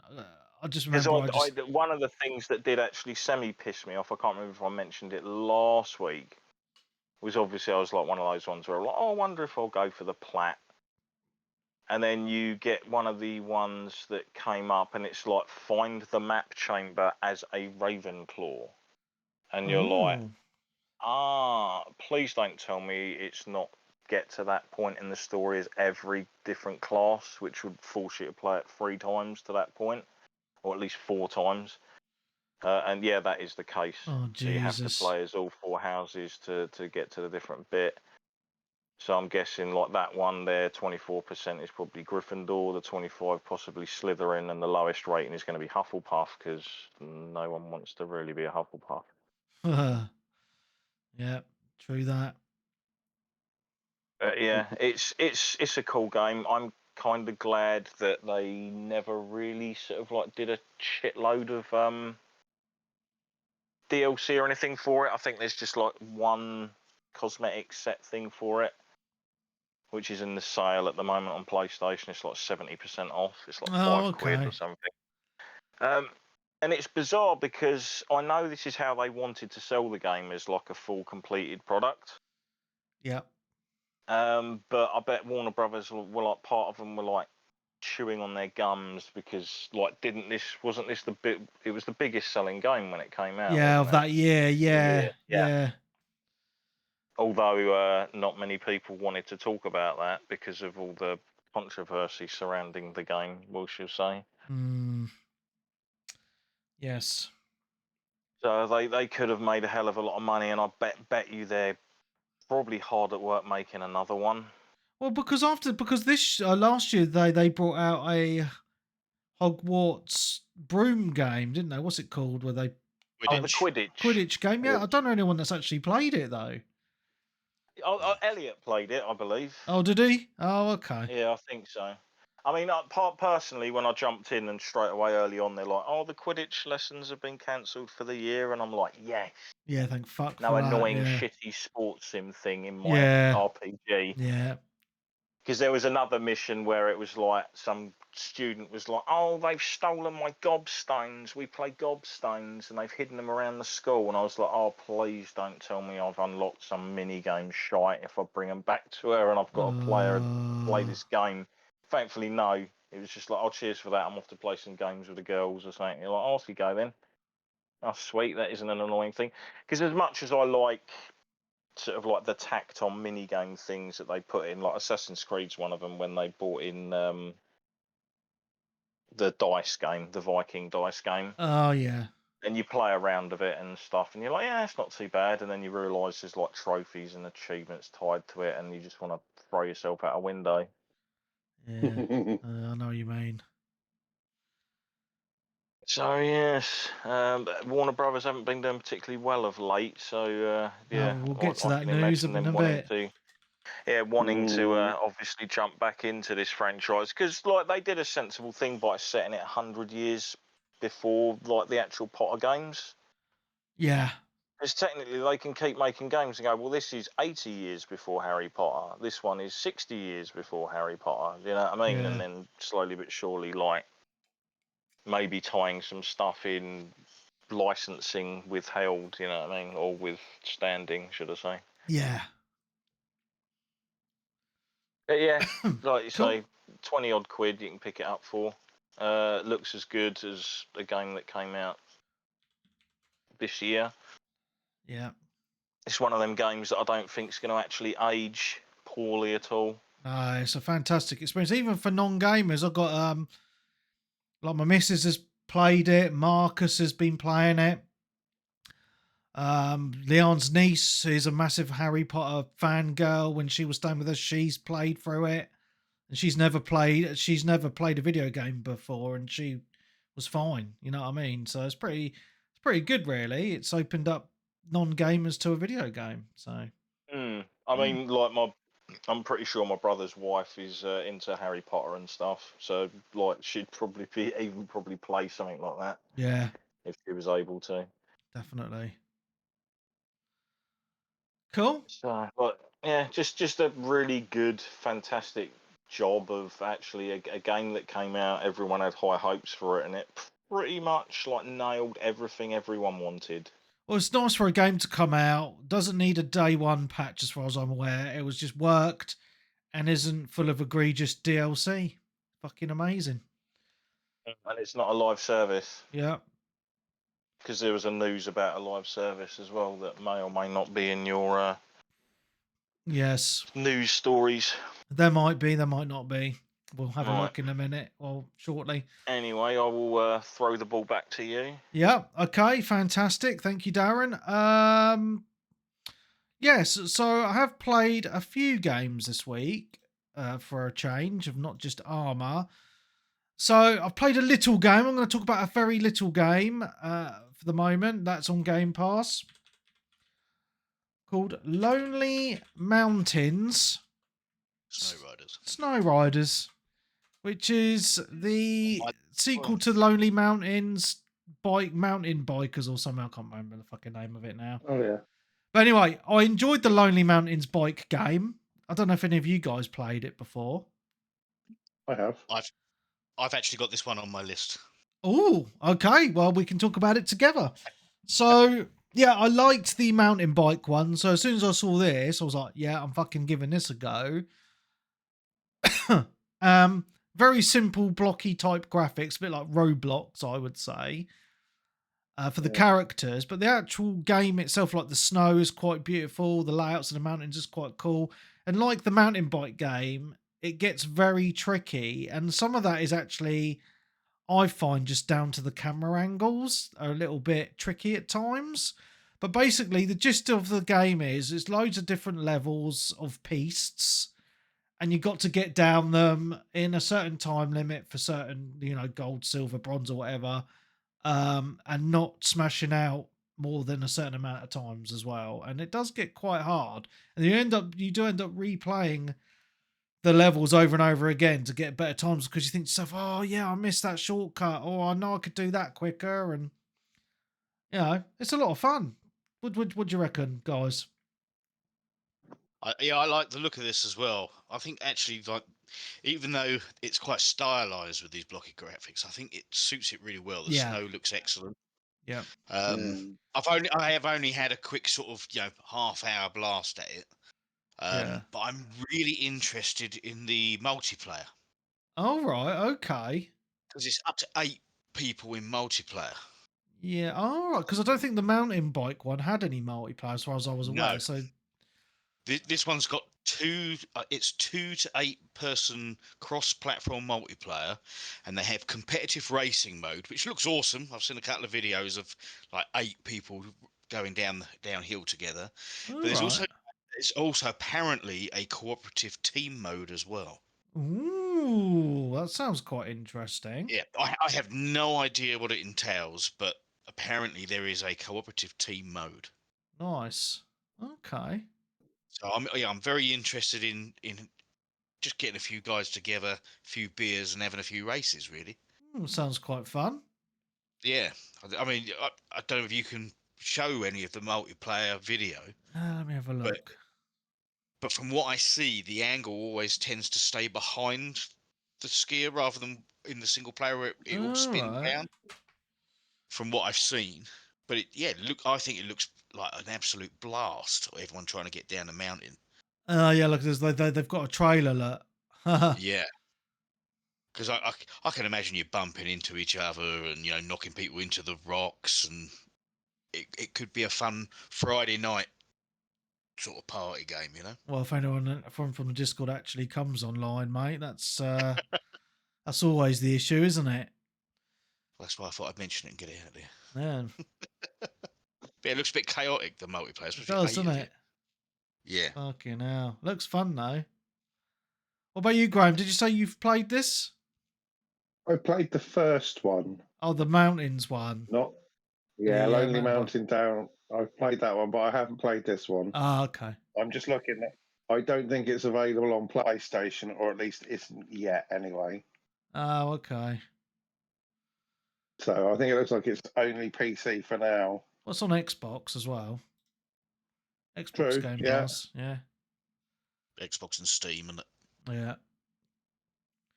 Yeah, so that's not really much else to say about it, really. It's just a small kind of indie type game.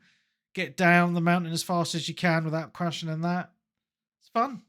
So, yeah. Back on to Graham then, I guess.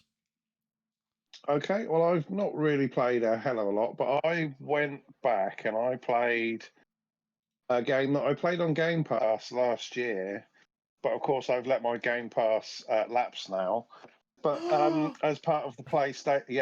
PlayStation Plus. Well, the trouble I had I'm with going to start calling you Peebs. the trouble I had with the Xbox sort of service was it was taking with some games. It was taking up to 15 minutes to set up like live streaming, and I Right. timed it, and on a couple of occasions, it did take literally 20 minutes. Oh, because you don't have And a I was like, series console, do you? You stream from your bone, I your X don't bone. know. I've got an old Xbox One. It's an old Xbox S, but it's not a Series S. Yeah, it's a 1S. So the Yeah. problem is if I try and play anything new, it goes, "Oh, you're going to have to stream that." Yeah. So anyway, I went back because it appeared on PlayStation on the sort of subscription service. I started playing Dead Island 2 again. Oh, nice. Yeah, it's good. Uh, It's good fun game, man. Yeah, I mean, I've sort of dived in, and I've just, well, I mean, I think it was, I had my brother over a couple of weeks ago. We sort of, we sent out for some pizza, and I put some games on, and we played a bit of Dead Island, and I've just sort of carried on playing it. Really, I'm not really far into it, but it's one of those games that I think a lot of people never thought was actually going to get released because it was stuck in development hell for so long. And I think it's a good game. I like it. I think it looks nice. And on PlayStation at least, loads pretty quick off disc. It does all that you want really. I sometimes play online, but quite often I just kind of dip in and just do half an hour here and there, level up a little bit, find some weapons, and then just sort of log off. But no, not a lot to say about it. I mean, it's been out for a couple of years now, hasn't it? Yeah, like, I don't know if I've asked you this before, Graham. I probably haven't forgotten, but how come you never bought a series console? Is it just finances, or you just don't think it's worth your money, or? At the time, I couldn't afford one. Yeah. So I bought like I say, I bought the cheap Xbox just to sort of tide me over, and I got Game Pass.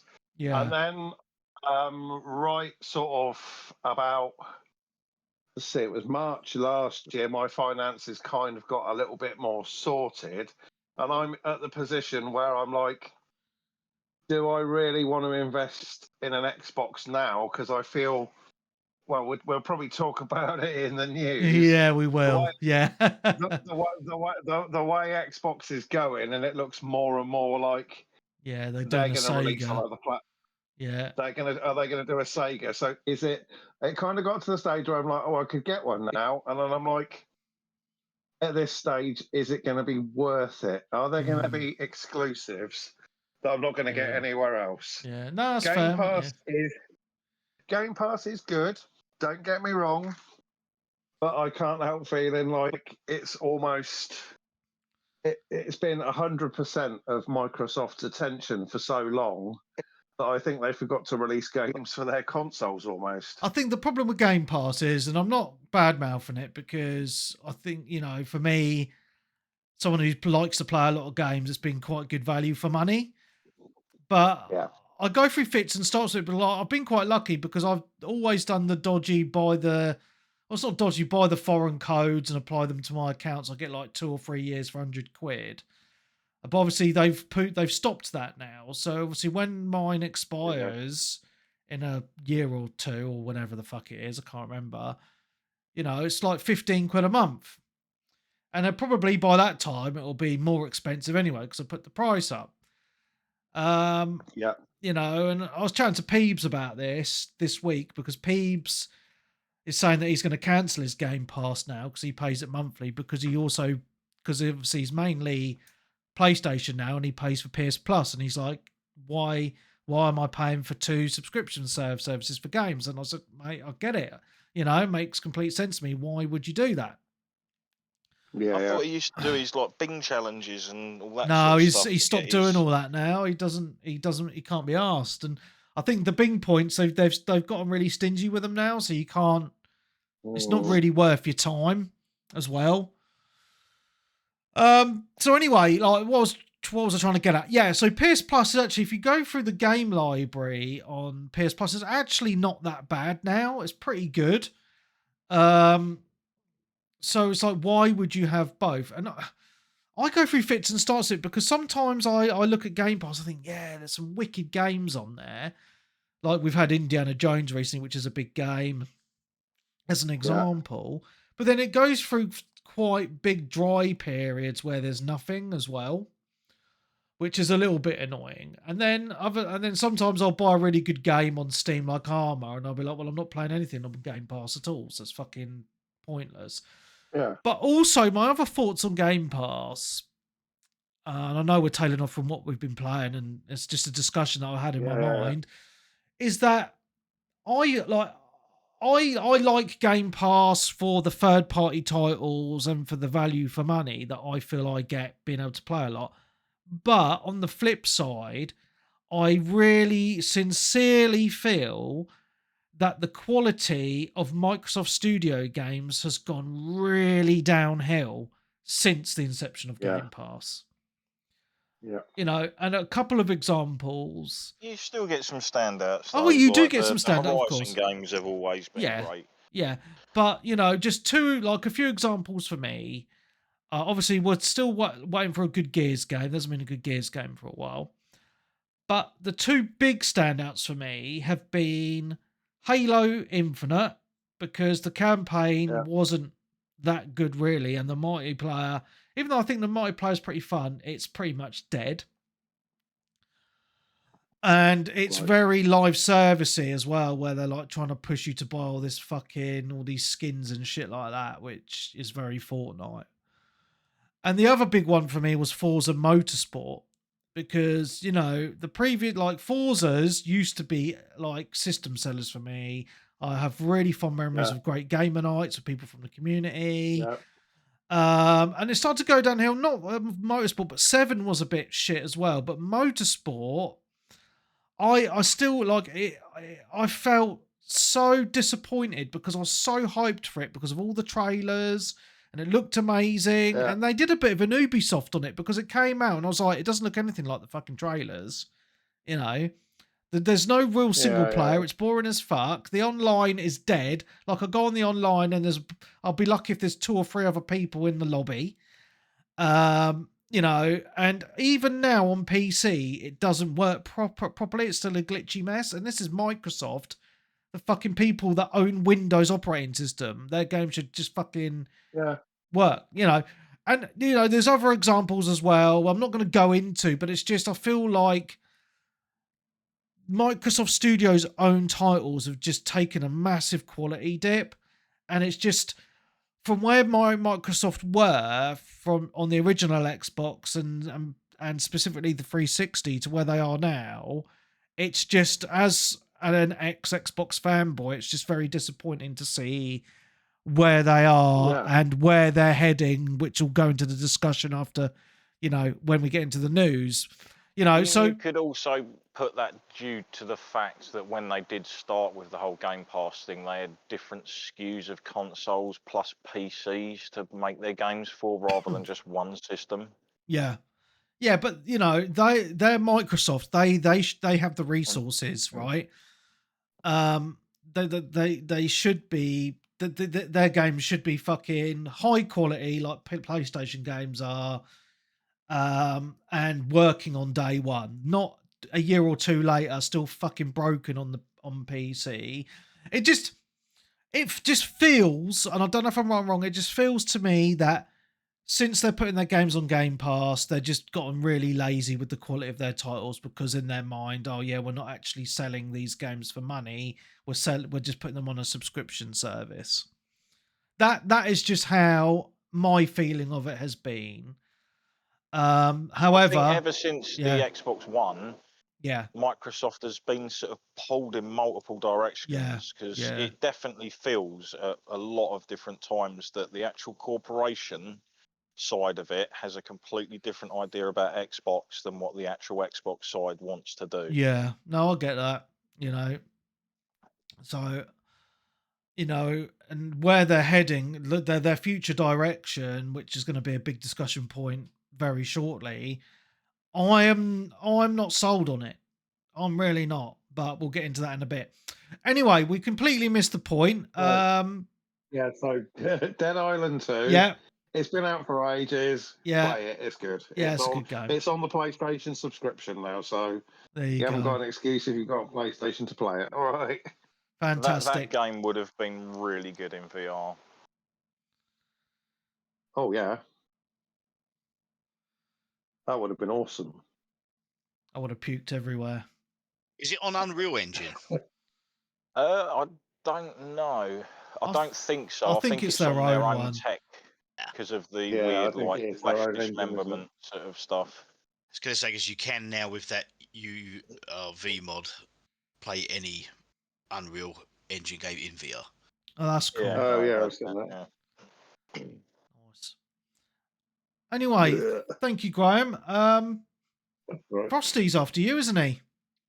Indeed. He Yeah. is. Right, well, the next game I've been playing, once again, on the Quest, I have been playing a Oh. game called Seventh Guest. Fucking hell, mate. Are Oh, we yeah. living in the 90s? Yeah, 1993 that came out.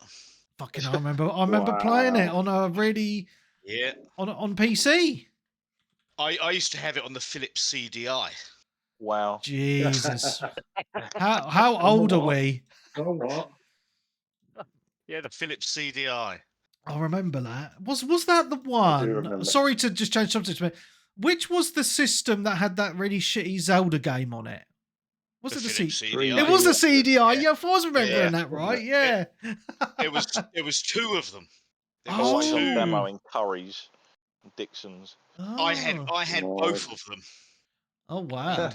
They're actually worth quite a lot of money now. Yeah, because they're so fucking bad. Well, they weren't actually done by Nintendo. Oh, So yeah, they got into a bit of bother, I think, about that. that's funny. So they're worth a bit. And I had both of them, and yeah, don't know where they went. But yeah, Oh, so yeah. I played this back in the day, and so I wanted to buy it just for that reason alone, see what they've done with it. I mean, if you love your puzzle games, it's really really decent looking game. And what is quite impressive with it is they call it volumetric storytelling. What's that then? So obviously you've got the 3D gaming world that you're moving around in, this, that, and the other. But obviously anyone who's played Seventh Guest knows that there was like real actors used to do the story parts of it, Yeah. and they have brought this into the virtual reality. So they are still using real actors, but it's been done in a 360-degree way. Ooh. So you can, even though they're real actors, you can walk all the way around them. That is wicked cool. And they are obviously ghosty apparitions and things like this. With the game itself, even just walking around the manor that you're in for all these puzzles, obviously coming from playing it on the CDI where it was all just like unmoving flat screen bits. Now to be able to fully walk around, just seeing the iconic stairway as you walk in through the front door of the manor and things like this, it sort of really sends you back. Puzzle wise, some of the puzzles are pretty tricky, but you have this lantern that as you're moving around all the rooms, you shine in the lantern, and the lantern will actually make things alter in the light.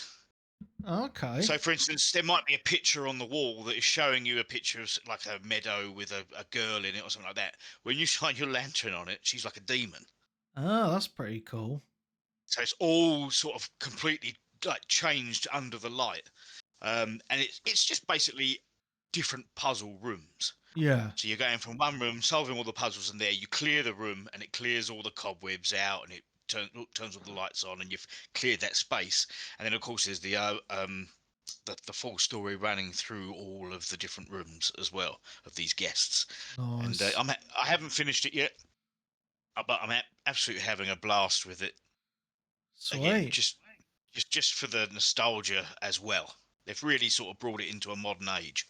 I think that's a really cool idea. It's not like, these traditional remasters that fucking PlayStation Yeah, do after 3 years. Oh, got another update for fucking Last of Us the fifth fucking time. You slags, buy it But again. we've said You before, know? there's so many forgotten gems and stories Yeah, yes. from like years ago that are completely untapped, rather than just keep remaking the same franchises. I mean, 100%, mate. This is a great example. this has been built from the ground up. The puzzles have obviously been altered from the old game for VR because you can obviously move things around and get a different perspective of the puzzles, etc. I mean, they've done it with some others as well. Like there's been a remake of Myst Yeah. as well. Mhm. So I haven't tried that one yet because I always remember having a bad experience with Myst on the PC. I Ugh, just didn't know what the hell was going on when I was too about hard, mate. 12. But yeah, this is a great game. It's got all your positional audio, so you're hearing things coming at you in different places.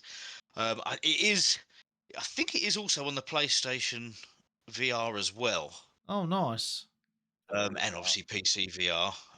Yeah, I, I I sort of kept looking at it and thought, oh, do I want to spend the money? Because it's about 20 quid, I think, Yeah. which obviously is nothing, but for VR, it's still on the higher end. Well, it's still money, mate, at the end of the day, you know what I mean? Yeah, exactly. Yeah. But I'm glad I Mm. did pick it up because yeah, it's a nostalgia kick with a modern twist, which is It's what on all sale remakes should be. currently for Is it?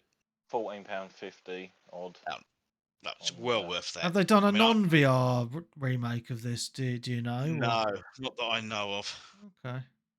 Not that I It know doesn't of. actually say VR on the PlayStation version, Oh. so maybe it's not compatible with the VR on it.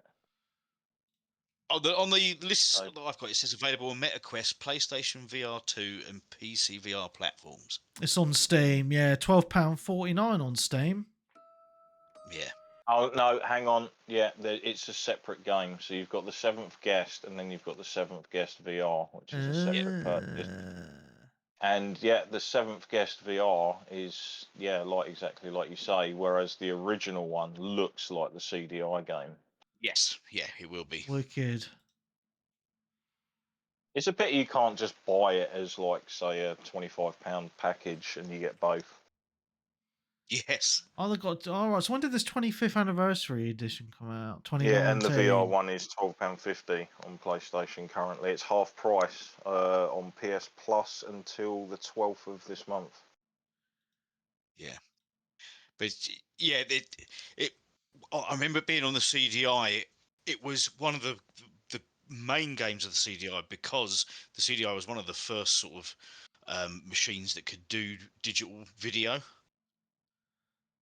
So it was Yeah, it quite Yeah. was like that and Yeah. the 3DO and stuff, wasn't it? Yeah. yeah, yeah. But yeah, I had to pick it up in the end. I could, just to go back to it really, even though it is a brand new game. Fantastic. Oh, I'm glad you enjoyed that, mate. It sounds well good, man. I'm pretty jealous because Yeah, I. I think I've done about 6 or 7 hours on it, and I've still got loads of rooms to unlock. So Wicked. yeah, some of the puzzles are a pain in the backs. Yeah. Because you've got your VR headset on, you can't just load up a walkthrough guide. Well, actually, you can. Oh, can You you? can. All Yeah, yeah, right. yeah. Yeah, you can access all the internet floating screens even when you're in games and that now. So All right. Oh, that's cool. yeah, it's come on a long way. Oh, nice.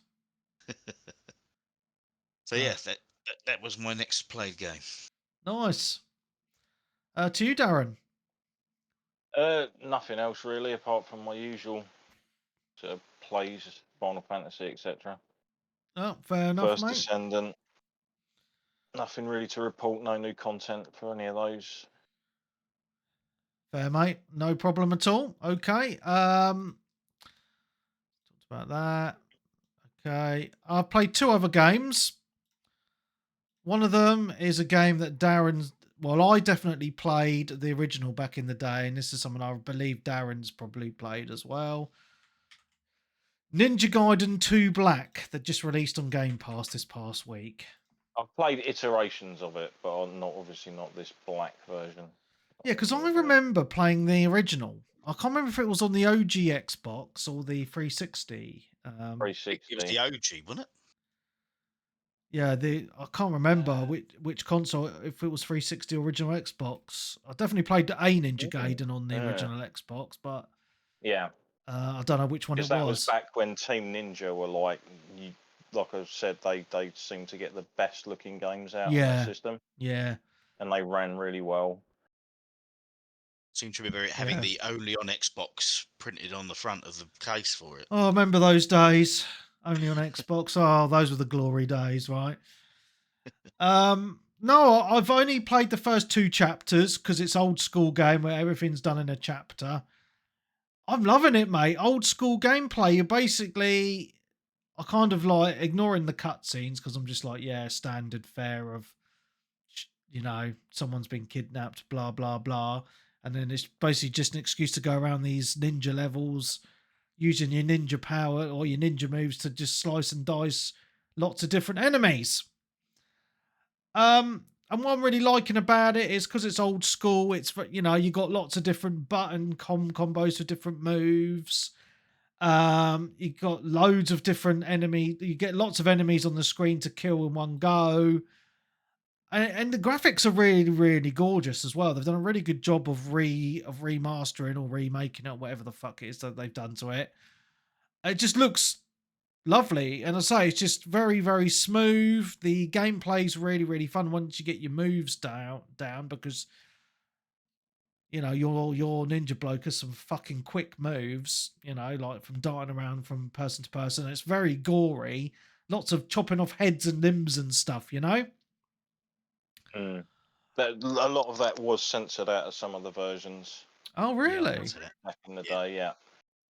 Oh, because I know that they put the original Ninja Gaiden Black out. I think it was last year, but I never played that. And they did a whole Ninja Gaiden collection, I think, as well.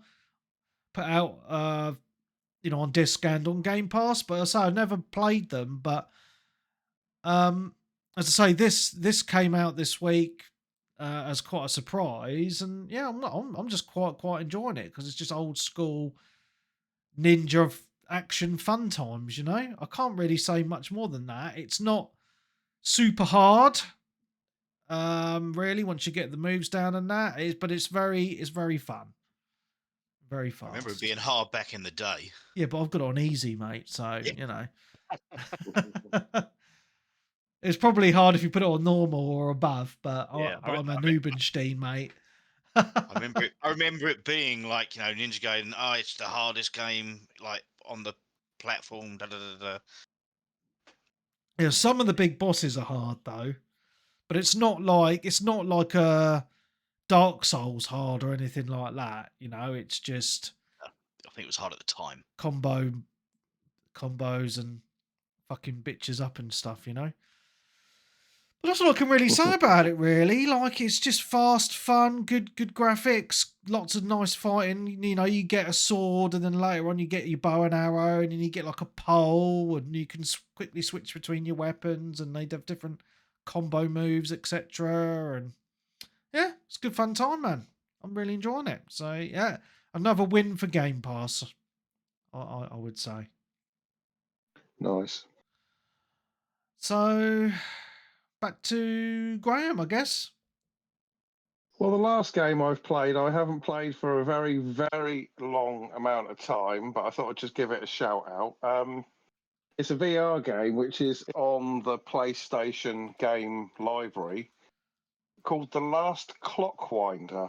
Now, I'd never heard of this game. So I had a bit of a look, and what it is it's kind of like a 3D puzzle game, effectively. You have to power all these fantastical machines by setting up droids to perform actions to basically achieve goals. I haven't really got more than about half an hour into it, so I've kind of just got through the tutorial, and I'm out the other side. But I thought it looked quite interesting. I'm going to carry on playing it, and hopefully I'll have a bit more to say about it next week. But that really is the last game I've played this week. I mean, I only downloaded that on like Friday or something. Oh, okay. Well, I'm watching the trailer at the minute, and it's saying it won VR Game of the Year, whatever year it came out. Well, So, yeah, I mean, it looks quite interesting. It is a puzzle game in VR, and I thought we don't sort of see too many of those really, and I thought I'd give it a try. I'm finding the controls a little bit unwieldy to start with, but maybe if I kind of stick with it, maybe I'll kind of get my rhythm and get a bit more into it. sweet. Yeah, a bit different, but there you go. Oh, That's the last thing I've really played. Yeah. cool. How about you, Frosty? Yeah, I've got a couple more. Yep. Cool. So, Metro Awakening. Oh, yes, I've heard a lot of good things about this. I Yeah, wanted to get this. But this was my game of the year for last year. It is set as a prequel to the original Metro 2033. Oh, sweet. This is the game that has made me decide I don't want to play PC VR games anymore. Oh, really? Because, like I say, the gap has closed so much with the visuals on this game. You could be playing a PC VR game. Wow. You forget that you're playing this on a standalone piece of kit. It is so impressive to look at. But not only that, obviously, I love the Metro series anyway. Yeah.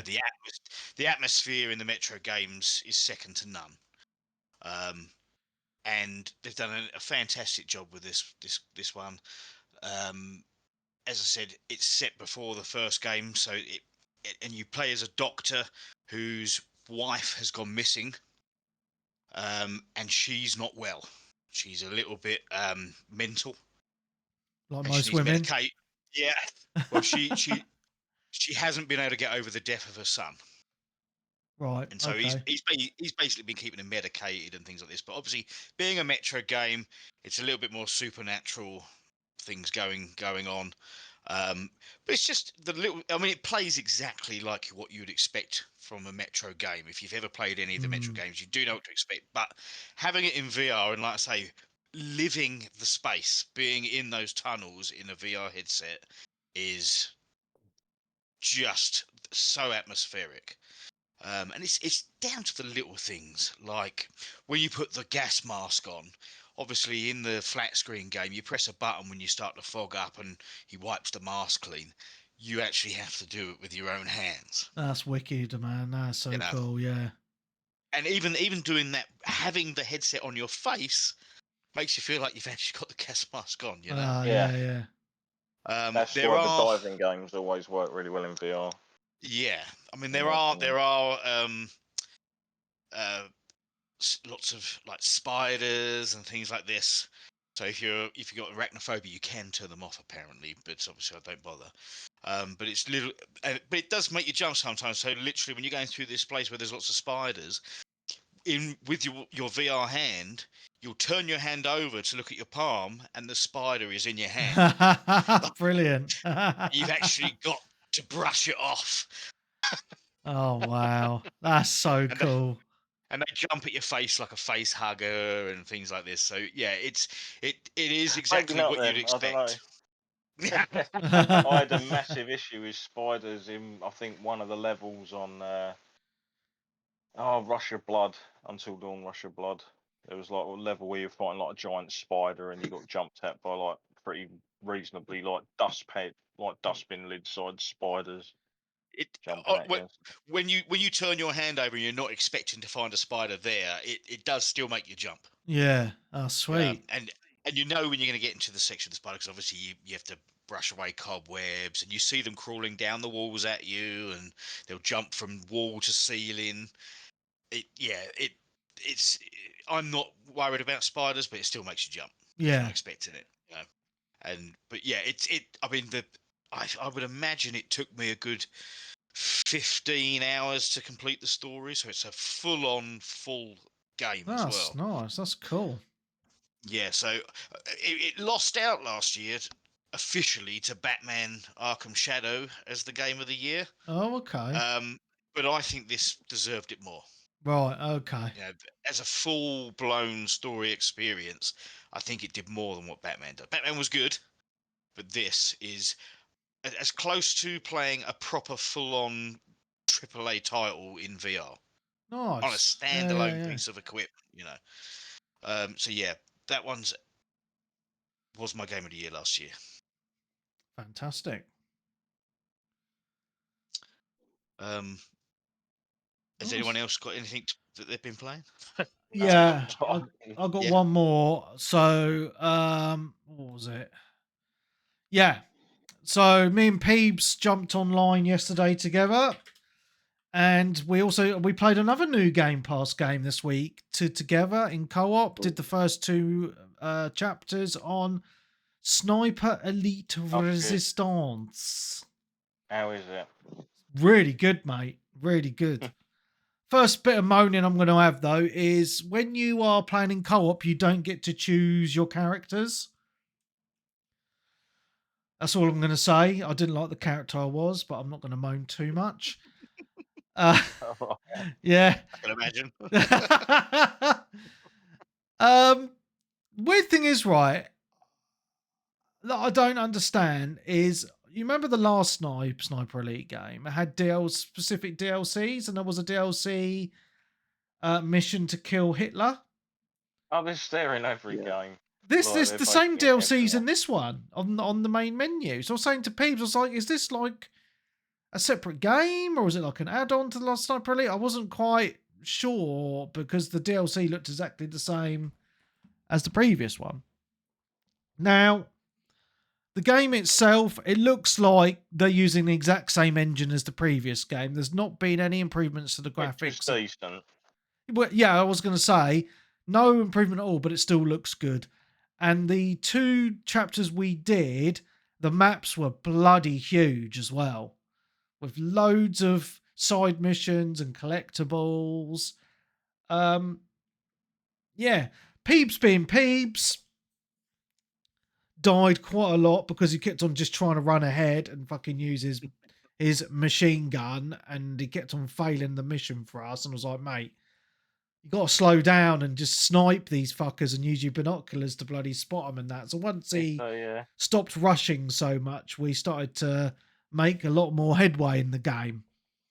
But no, it is fun. You know, I think it'd still be fun in single player, but I think the fact you're playing it with someone and you're as a sniper team and you're going around and you're chatting and you're deciding where to go and stuff just adds to the game, you know? So, as I say, it's not really any different to the last Sniper Elite game at all in regards to how the co-op works or how the graphics are. I see it as more of like an addition to the previous game.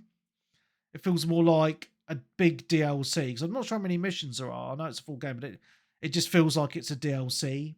Not that that's a bad thing, but Well, I suppose because yeah. all those games do generally sort of play similar. Yes, well, exactly the same. Yeah, And yeah. yeah. And if it ain't Just in a broke, different locale. don't fix it. Yeah. Yeah. Doesn't this have the invade somebody's game feature? Yeah, there's been in a few of them. I think. I'm sure that was in the last last one. Yeah. Was it? Yeah, so basically you can, like, if someone has it on, you can you can be in their game and you can be one of the soldiers, one of the enemy soldiers, and take them out. Yeah, I've never done it or been on the receiving end of it because I turn it off, but it could be quite fun, I guess. Downloaded it, but I haven't tried it yet. It is a lot of fun, you know. As I say, co-op is a lot of fun because it's just you got someone else with you exploring the level and you're chatting and killing enemies together. But the only problem is you do have to work as a team because if one of you die, then you have to restart from a checkpoint. So, yeah. But no, it's a fun game, and I say it's on Game Pass. Check it out. You know, it's part of your sub. Give it a bish bash bosh. That's all I have to say on it, really. There isn't really, like, there's no difference between this one and the last ones. If you played one before, You know exactly what you're coming across. The only weird thing I would say though is it's in third person. I know they all have been, but it's just I don't know. It just feels a bit weird at times. You're in third person, but then you're setting up your sniper shots, and obviously you're looking down the barrel, and it's like first person. I just find it odd. There's not an option just to play it in first person. But apart from that, it's an enjoyable game, and that's all I've played this week, guys. Nice. Anyone else played anything? I've got a couple of little mentions. Go on then, quickly before we hit the news cycle. I'll mention one quickly just so that Clarky's got another game to buy, and it's called Vendetta Online VR. Okay. So Vendetta Online has been around for about 10 years on PC, so it's not a new game, which is why I'm only going to do it quickly. Oh wow. But basically, it is now in VR, and it is a standalone Elite Dangerous.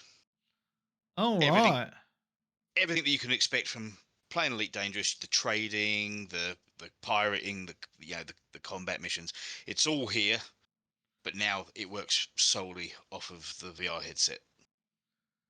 Wow. Not as pretty, obviously, as Yeah. Elite Dangerous was, but it's a full entire solar system, and it basically works exactly the same. You have to Wow. dock and trade and all sorts, and you can even like team up with other commanders and do massive missions together. It's cool just for if you're after that itch of Elite Dangerous in VR. This is one just to have a look at. Yeah, but what I would say is obviously Elite Dangerous does have a VR option on PC. So if you've got it on PC, It does. why would you play this over that? Again, it's just ease. It's just Yeah. throwing the headset on and just jumping straight, pushing one button, and you're in it. When Yeah. I play Elite Dangerous in VR, I've got to set my hot ass up. I've got to do all that sort of business, you know. Yeah. So yeah, this is just a quick. If you just want it for a VR elite style game, this is Yeah. the one to go for. Oh, fair enough, mate. And then the last game I've played, which is not VR, Yeah. is I've started playing the EA WRC rally game. 24, yeah. It's WRC 24, isn't it? Yeah, the one that's on Game Pass. Yeah. I think it is the latest one. It is actually done by the people who did the Dirt Rally series. Yeah. I think it's really good for a rally game. I always had my rose tinted glasses on for Dirt Rally 2 because that's always been my rally game of choice. Yeah. But I fired that up and then I fired this up, and there is quite a big difference in visuals. So are you playing this on your PC then, on Game Pass PC? Yeah, I'm playing it with on your wheel? PC. Yeah. No. Are you playing with your controller? All right. Yeah. Oh wow. Yeah. Just been playing it with controller. My rig's set up with the GT3 style steering wheel, and I can't bother to put a circular one back on for rally. Yeah. But it works really well just using a controller.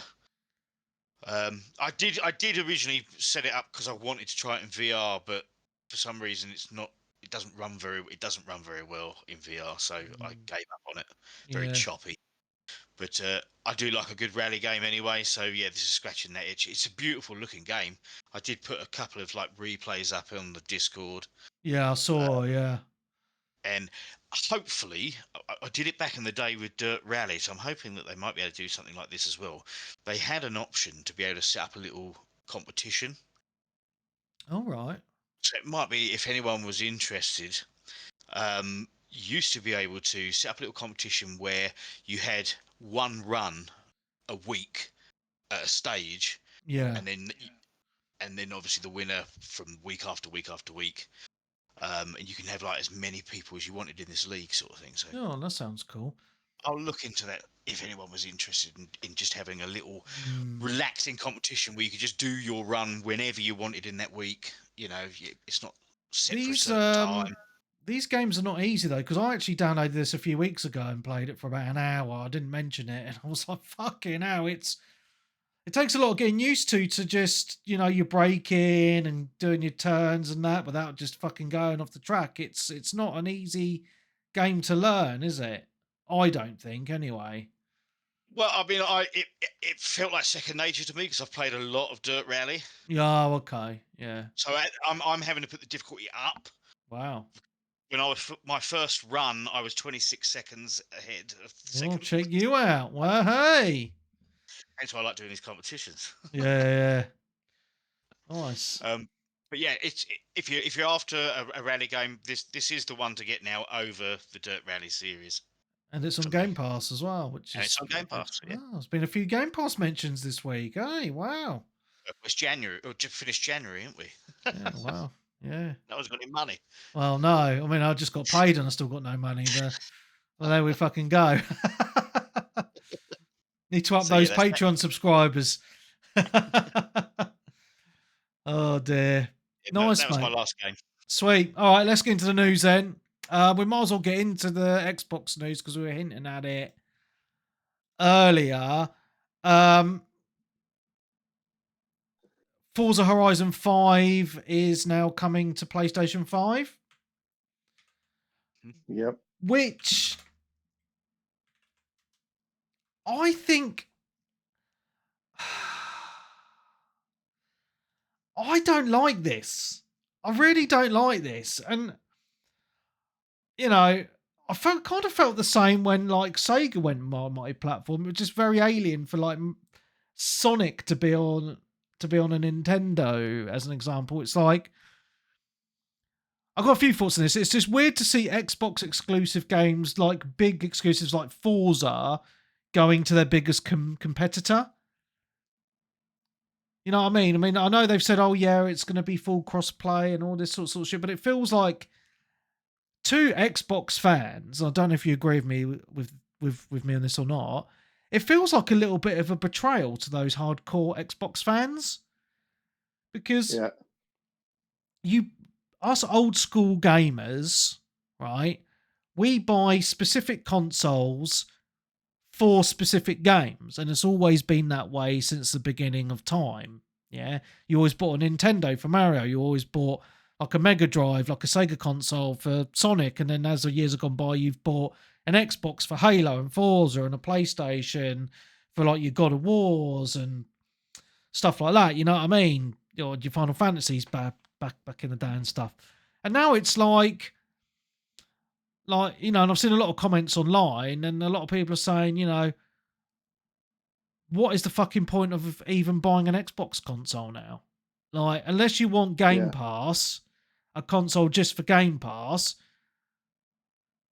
you might as well just buy a fucking PlayStation, have PS Plus, and then just buy the odd good Xbox Studios exclusive game that you want to buy. Because to be honest with you, the Xbox Studios games, as I mentioned earlier on in the podcast, the actual good ones are very few and far between now. All the good games on Game Pass, the majority of them are third party, and a lot of them end up on PS Plus anyway. So, you know, if I was just a pure console gamer now, which I'm not, but if I was, I'd be thinking, well, I'll just fucking have a PS5, I'll have PS Plus, buy the odd Xbox exclusive game on PlayStation, job done. Like, there's literally no fucking point, really, of owning an Xbox console because they're really trying to push, everything's an Xbox, just stream it on your fucking telly, blah, blah, blah. Fucking, like, PlayStation's going to have no fucking competition next gen for consoles. It's just like, well, where the fuck are we now? It's just so bizarre. And I've seen rumours as well this week that Halo Master Chief Collection's going to PS5 as well. Starfield's going to PS5. So pretty much all the... Oh, a Gears of War collection, a remastered collection is apparently going to PS5 as well. It's like, well, Microsoft just sold off all of their exclusives to the competition. So what's the fucking point of owning an Xbox? I think it shows where their head is at. I think they're looking at becoming just a software company again. Yeah. Yeah, I mean, It- I Service think provider, like their own service provider. and I also read that I believe some of these titles could be showing up on Switch 2 as well. I There have been rumours. There have been rumours of Halo coming out on Switch too, and I'm like, Jesus. wow, That is. just Well, wow, if I'm not being funny, but if their goal is to basically sell more copies on another system, the Switch did amazingly well It did. yeah, sales wise. yeah. Like it was a smash hit. It's one of the Biggest best seller, selling wasn't I think it's the biggest selling Yeah, console of so all it time would now, make isn't it? sense for them to do that if they're going to put it on their biggest competitor in that kind of market of the gaming systems. Why not sell it to the platform that has got the most units out? Yeah. Yeah. Well, from it makes business sense, but I know what you mean. It does feel like the sort of diehard fans have been left behind a little bit. Well, it's not right. It is. I mean, I'm quite lucky I'm on PC now because, you know, us PC gamers are kind of getting the best of both worlds because we're getting, if you've got Game Pass on PC, you've got all of that library. Then you've got, I'm not saying all, but a lot of the big PlayStation exclusives are now on PC, you know, Spider-Man, Last of Us, and various other games. So that's good, you know, but if you're a pure console gamer, okay, I've got two thoughts on this. If you are a new-ish console gamer, then you're gonna just be like, "Oh, fucking go to PlayStation." If you're already on PlayStation, you're kind of golden. However, the people I feel sorry for, and this is myself included, is we've been Xbox diehards since the inception in 2001 or whenever the original Xbox came out. And especially for those of us who went for Xbox 360, Xbox One, we've got huge digital libraries of games we've purchased. And obviously our friend groups may be still on that system. I know people have migrated away, etc. So kind of the only people who are going to stay buying new Xbox consoles or staying on that platform now, really, that I foresee are people that are already ingrained in the service because I don't want to lose their digital libraries or their friend groups. And that's it. Because if I was a new consumer now, I'd be like, I'll get a PS5, PS Plus, get the odd game like Forza, and you know, that's me sorted. You know, there's literally, in my opinion, no reason to buy an Xbox console now. No, I've hardly used mine. I mean, it says something that I have actually played more Xbox games on my Quest 3 VR headset than I have on my Xbox Series X. Yeah, and you know, I play 98, well, I say 98 to 99% of my Xbox games on my PC. Yeah. Like, and that's the thing. Like, I was chatting to Peebs about this yesterday, and I said to him, like, I got back from Australia on New Year's Eve. I've turned my Xbox on once, and that was yesterday. Just to have a look around and stuff. Because I did actually play another game that I forgot to put on my list. On Game Pass, a little game. I'm just going to briefly mention it, called Shady Part of Me. It's a little puzzle game where you play as this little girl and you play as her shadow, and it's a puzzle game. It's really good, actually. You should check this out if you've got Game Pass. So I watched the trailer. Yeah, so I actually I downloaded this on to my PC, but then I got fed up of sitting on my chair, so I actually turned on my Xbox downstairs and downloaded it quick and played an hour on the Xbox on it yesterday. But apart from that, that was the first time I turned on my Xbox since before I'd been to Australia. And my PlayStation, I haven't turned on once since I've been back. But that's just because I've mainly been playing my PC, but that's just me, right? But yeah, I think like everyone has different circumstances, right? You know, I mean, I keep my consoles going because it is nice. Like, I know we moan about it, but like Game Pass is probably the only reason, as I say, why you'd buy an Xbox console. Because like for me, I play a game on my PC, turn it off, and I know that I could play it on my Xbox and carry on that game save. But that's kind of a very niche use case, I think, for having an Xbox console. I think know. it's also by design, though. Yeah. Yeah, I think they are pushing Game Pass to be on everything, so they don't Yeah. have to make any more hardware and lose out on hardware. If they can get their games, because they are, I believe I saw something that said they are now the biggest publisher in the gaming industry. Yeah. Microsoft, all the ones that they've bought up. If they can get that on every single console, including PlayStation and everything, it makes business sense. Yeah. But the thing is, right, is you need for Game Pass, you need a player base, right? And those console owners are still the majority of the player base. Those people are not going to be easily converted to streaming or PCs, right? And I can't see them having Game Pass on a PlayStation or a Nintendo. So, I'm unsure where Xbox are headed really in this space. It just seems very odd, like I feel like they're going the Sega route with putting their exclusives on their other platforms, but Game Pass, I would probably be right in my guess that the majority of people subscribed are people that own an Xbox Series S or X. Yeah. And then after that would be your PC Game Pass people, and then after that would be your streaming people. Yeah.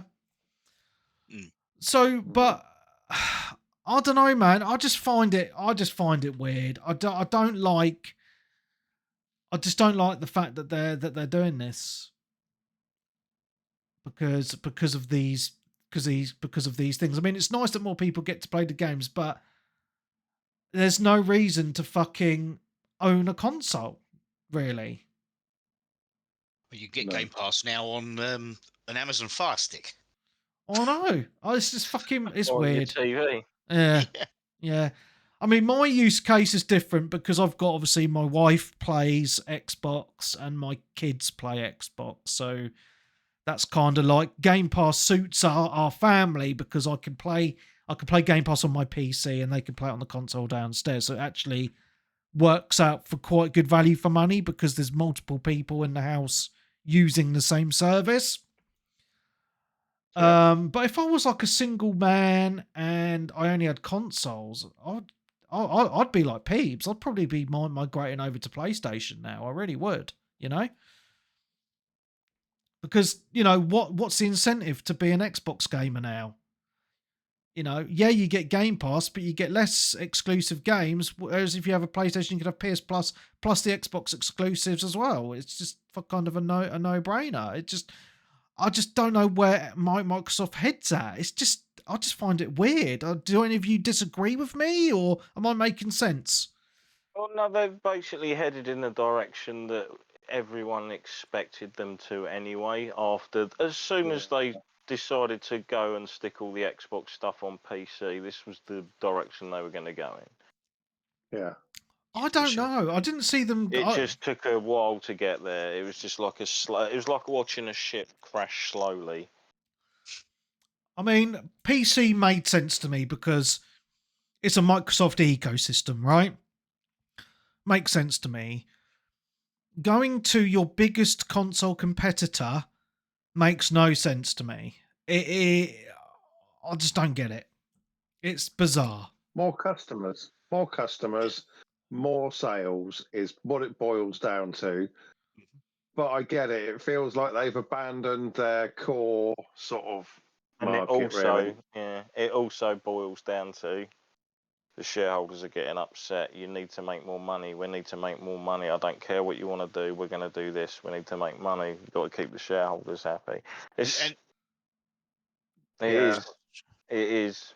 That's what it all boils down to. I mean, this with Forza Horizon 5 going to PlayStation 5, it's literally they've got as many sales as they're going to get out of the people who've got the Xbox. So this is just throwing it out to PlayStation to just reap in a few more pounds.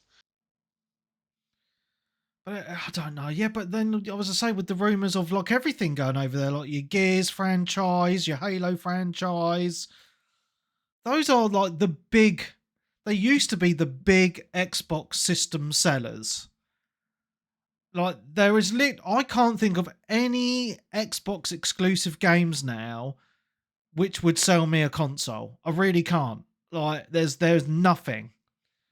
Well, they're all having stumbling blocks, to be perfectly honest. Like the gaming industry was like coasting along pretty well, and then like people just started falling over as in the race. Mm, Like even now, you've got PlayStation. They're still bringing out like exclusives that remain exclusive for a set period of time, etc. yeah. But then a lot of those exclusives kind of aren't really hitting the way that they want them to. Yeah, you just had Because with Spider-Man 2 certain released this week. franchises, or with certain franchises or certain studios, you kind of know what type of game you're going to get, Yeah, and people aren't necessarily going to want that. yeah. I mean, Spider-Man 2's flopped hard on PC this week. It came out and it's just got mostly negative on Well, Steam. it's Apparently it's a because mess.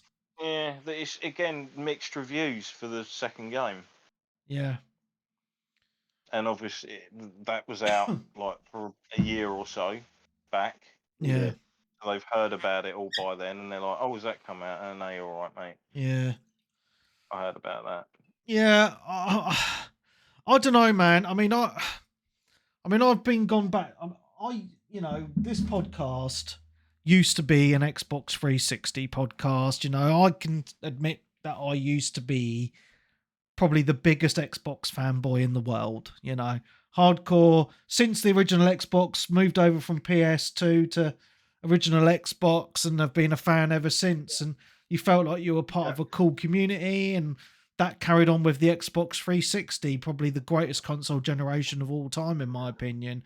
And it felt like Xbox was really pushing the boundaries of gaming in general. And obviously and obviously they hit some hurdles during the Xbox One era with that fucking stupid Dom Matric. Oh, it's gonna Xbox Connect and it's gonna be everything. Your media center, meh.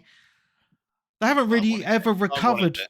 Yeah, well, they haven't really recovered from that, have they? And it just feels like they've been going down this weird path ever since then. And this just feels to me, not to be all doom and gloom, but it just feels like kind of I think the end of you've also got Xbox as a console. How many actual Xbox people did that push away? Oh, a lot. I mean, if you think That it's whole even thing pushed of away like someone's like, Peeps. hold on a minute, Jesus. what are they asking us to do here? Like, check in to play your games or something, and you couldn't do this, couldn't do that. They were TV, and you're like, no, we just wanted an Xbox. Until a couple of updates ago on the 360, it was an Xbox. It wasn't like some Microsoft Windows tie-in thing. Yeah. As soon as they went from the good old themes and the friends lists to that kind of weird tiled, just generic design, you were like, oh, it's over, it's corporate. Yeah. I'm one of the few that wanted the TV. Well, I thought it was cool. I liked that you had 2 HDMI ports on the Xbox One and in and out. True. Yeah, it was Oh, fantastic. I liked that. You know, there were some good features on that system, which I do miss. I had my Yeah, go on. I had my Xbox controlling my Skybox. Yeah. You know, via talking to it with the Kinect. Yeah. I could turn the Sky channels over. Everything has died, basically, that Microsoft have actually created for the Xbox, basically. The Xbox avatars, the unlockable clothing, the sort of achievement sort of tracking thing that they did. Zune is just like another thing. They did the streaming platform as well. That failed. They did the little video clip show that you could do on Xbox One where you could upload stuff. Yeah.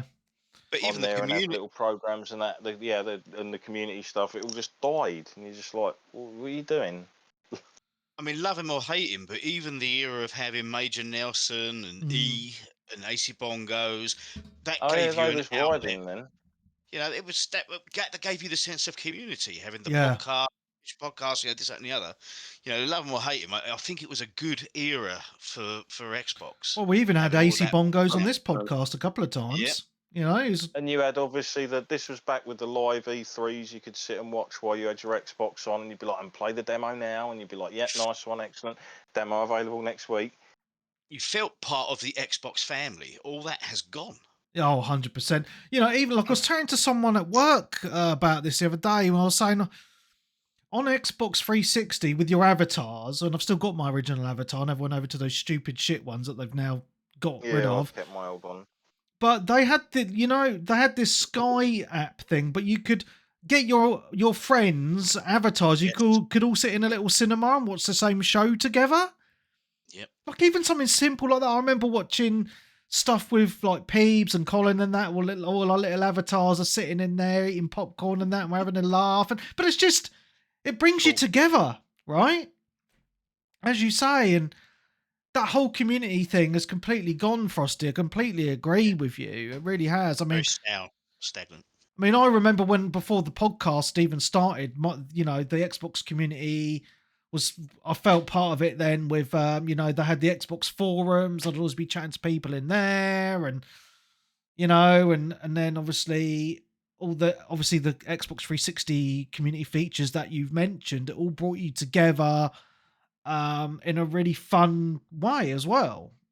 With the achievements were forefront, you had your avatars were We forefront. chucked Windows Phone in there as well. I forgot about that. Oh, Old yeah. classic. But even like something cool, right? So you could go on your Xbox 360 menu and you look at your friends, and they had a little menu. And like if your friends were offline, their avatars would be asleep. Or if they were Yes. online, it would show you with a little bubble above their heads what they're playing. And it feels Well, like sure, we've gone we can backwards. tie something else in news-wise, because obviously they've removed, or they're removing the PlayStation 30th anniversary theme boot ups Oh, what? from the PS5, and everyone's kind of like, everyone, we want, like, because everyone wants the themes back that they had on the PS3, PS4 era. They Yeah. were great. Yeah. Especially like the ones that were animated and everything. Brilliant. Yeah, fantastic. And everyone's always asked for those, and they're like, no, we gave you a couple of sort of theme things and we're taking them away, but we may bring them back at some Oh, point they'll probably after sell them to you. rejigging them or something. Well, if they Yeah. do, that's the thing, because I used to like those little themes, and you Yeah. sometimes get ones as pre-order bonuses for games and such, Yeah. and some of them are like reasonably well done, Yeah. and it gave your system a bit of personality, considering like most systems aren't sort of like Yeah, because the wasn't it on the limited PS4? edition ones. Oh, I think it was the PS4. I can't remember if it was the 4. It might have been the 4. Like some games would come with theme codes as well. Yeah. Yeah. Yeah, they would. Yeah, that's right. I'm remembering that right. Yeah, that was pretty cool. And you could, or was trophies as well. I'm pretty sure there was some that had trophies that gave you some wallpapers as well. But Well, they did that on Xbox, didn't they? They had certain achievements would unlock clothing for your avatar yeah, and everything, yeah, and then fantastic. they kind of all abandoned that. Yeah, I think Because yeah. they took away the option with the avatars. That's it. Like as soon as they removed, there was like when you looked at a group and you could see all the people sitting in the avatar room. Yeah. And if people had like things like the remote control warthog, Yeah, or the other thing like that, you'd see them using them and driving them around. Oh yeah, such a fun And then time. I think Yeah. they turned that off to the fact that you could only see like the prop if you actually clicked on the person's profile and looked at their avatar. Right. So it kind of killed that off. I don't understand why they got rid of all these cool features. It's just so bizarre, man. Well, because there was way more options back then. Like even thinking back to like the Halo, I remember playing one of the games on Halo. It was either on the 360 or something. And I sort of came out and I was like, oh, look at something. I'll just check it out in your replay. And I was like, what? And he said, yeah, go into your thing and you'll have like last games played. You can click on that. And this is all obviously saved in your hard drive. Yeah. Or whatnot, as far as I know. And it's like, yeah, you can view your last games. And you can change between all the characters and you can move the camera about and check out what happened. I was like, what? Yeah, I Like, remember you can't that even now, do yeah. that in games today. I know. It's fucking mad, isn't it? So It you doesn't can make kind of money. see in a way why there are a lot of people actually now getting upset about games just trying to push for graphics. Yeah. Because as nice as graphics are, we're kind of at a point where I'm pretty happy with how things look for it being a game. We want more features, and those old features that I completely forgot about are fucking amazing, I mean, you look at how many times does a shooter come out, and people like the actual hardcore players of it are like, yeah, they took out half the game, mate. It's brilliant. I love it. Yeah. Don't worry, they'll bring them back in a DLC later with a couple of the good old maps we used to like as well as an appetizer. I think we've said it before, but one versus 100 was just Oh, genius. so good. Yeah. Oh, I so miss that, man. I miss And that so bad. so good. Oh man, I so It miss was it. literally like an interactive quiz show that you could join in Absolutely. with and play at home, and we still have tons of those things on TV all the time. Yeah. Yeah. So And the good. fact that it was mainly all gaming related as well was awesome. When you're in there, Yeah. or you'd get like certain rounds and it'd be about gaming and stuff. You'd be like, yeah. And they were using your avatars. Yeah, they're all in the crowd. Yeah. So yeah. And Fun times. getting picked Oh, to be the main character. so good. Yeah. So what have Xbox like? This is how backwards for Xbox are now. Like, they're missing so many cool things. You could even say that as well with PlayStation, with the PlayStation Home. Yeah. I think the people that used PlayStation Home enjoyed Home for what it was. PlayStation Home was And it really was kind cool. of it was one of those things where it was. I kind of got the idea of what they were going for, because you could go places and you could watch trailers for the like games and stuff, couldn't you? In some of the areas that you'd walk around. Apparently, such. I'm just on YouTube. Apparently, someone's brought it back. I did hear someone had kind of hacked it and Restored made by like an offline fans. weird version. Jesus, 16 years ago, PlayStation Home. Fucking hell. 16 years ago. Fucking hell. I'm feeling really old now, guys. I think I read earlier that like Sonic 3 came out, so like 31 years ago today. Jesus. Yeah. Wow. The game, that is, not the film. Yeah. That would be an incredible time jump, and I would probably be crumbling bones.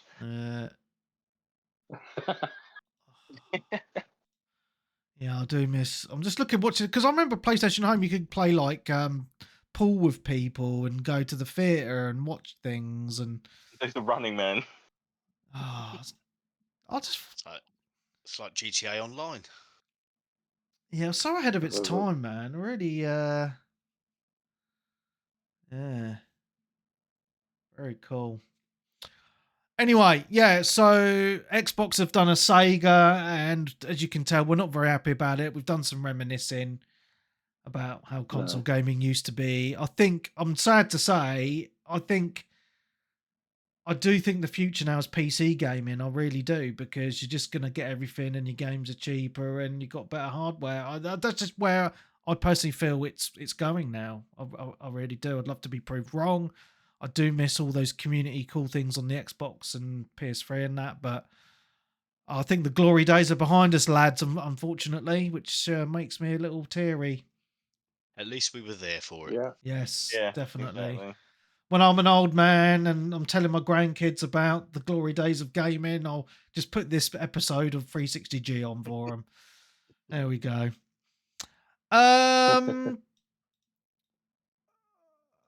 Yeah, so next bit of news. It's never nice when people lose their jobs, but I have been predicting this for BioWare since the failure of flopping Veilguard came out. All of the writers have been sacked, and over half of the dev team have been sacked, and the producers have also been sacked. Is it actually sacked, or were there like voluntary redundancy? Sacked. It says terminated. The Americans' favourite word, terminated. There's been an extra come out on this. Go on, mate. This is currently on sale on the PlayStation Store. Oh, Jesus. Why am I not surprised? 45% off this week. You couldn't fucking pay me to play that shit. As well. Fuck that. What were you saying, Frosty? I said there's another part to this story that some of the BioWare staff they had been loaned out to other EA studios, Right. Oh God. and now they have been told that they are no longer classed as BioWare staff, and if they wanted to return, they'd have to reapply for job positions. Jeez. Well, that's an easy way of getting rid of people, isn't it? As well. Yep. Yeah. So, yeah, they got to be permanent to where they were loaned out to, or no job. Wow. Wow, that's crap. Well, I told you this, like, and I know I hate to be right, but you go woke, you go broke. And everyone knew how fucking shit this game was going to be before it come out. And we're not surprised it sold like shit, are we? So, So, yeah, but my big worry is now what's going to happen with Mass Effect? I mean, I'm not, I'm, I mean, I'm hoping this has taught them a lesson and the new Mass Effect isn't woke like fucking Dragon Age, but I'm holding my breath right now. You'd hope, but Yeah, who knows? Mm. Like it Next makes like it does make me giggle when people are like given rein to decide on the direction of something when a company must have a brain to be like, this isn't what people are going to want. Yeah. I don't get it. But no, I think this is the last time I'm going to mention this game because we all know it's a bag of shit. And I'm not surprised that this has happened. Learn your fucking lessons, please, and bring out some good games again. Let's make gaming great again, okay? Like it's kind of crazy when you think back to how many games used to come out in that 360 PS3 era. Yeah. Like all these publishers we talk about and like have a chuckle about nowadays, like EA and Ubisoft. sort of Ubisoft and stuff. Think of how many franchises and game series they had going back in the day. Oh no. And You get 4 or 5 a year. Now you get like 1 or 2, and yeah, if they fucking don't hit, then you're in some trouble. yeah. I You're did gonna have to start trying to steady the ship. I did see some news. I didn't put it on my notes, but you reminded me. I think someone put it on the Facebook group page about Ubisoft. They look like they might go bankrupt. Yeah, I saw yeah, that. And I'm not surprised. And it's sad to say, and I know we've mentioned this a few times. Like they used to be my favourite dev and publisher. Great games like Ghost Recon, Splinter Cell. Remember a game called Hawks quite fondly, and Rainbow Six. yeah, yeah, was it End War as well? That End War game that was fucking awesome, and yeah, it was. Prince Voice of recognition Persia. on that. yeah, Prince they of Persia series. yeah, they used to make fucking amazing games, and then the last 5+ years, or excuse me, or whatever, it's just been constant flop, flop, Well, flop, they kind of hit the River Rapids, didn't they? Going at speed. Because they announced like a ton of games like Beyond Good and Evil never sort of appeared. There was that Prince of Persia remake game that was supposed to come out. I think that was scrapped. They pumped loads of money into like weird online live service extraction shooters like that Ghost Recon Hybrid Yeah, and some other things that was scrapped. They're scrapping the new one that just came out, aren't they? X Defiant, weren't they? yeah, The ones that made that battle royale as well that you've mentioned. Like it was yeah, just yeah, yeah, basically yeah, like all these experiments and failures, yeah. just consistently. It's because they kept on jumping in on the new kind of hype train. I mean, they ruined obviously the last Ghost Recon by trying to turn it into something it kind of wasn't Yeah, yeah. And plus they've as they've well. cancelled a lot of games, as you say. Like X Defiant was a big one. I'm because I did test a game for them, a new Ghost Recon, but then that got canned. I'm That was just the Extraction one, wasn't it? I think. yeah. So I wrote a reply on this Facebook post actually, and wrote down Splinter Cell, Ghost Recon, Division, Hawks, Far Cry series, The Crew. Yeah, all used to be really, really good games. And so they've had all those cancellations as well, as you say.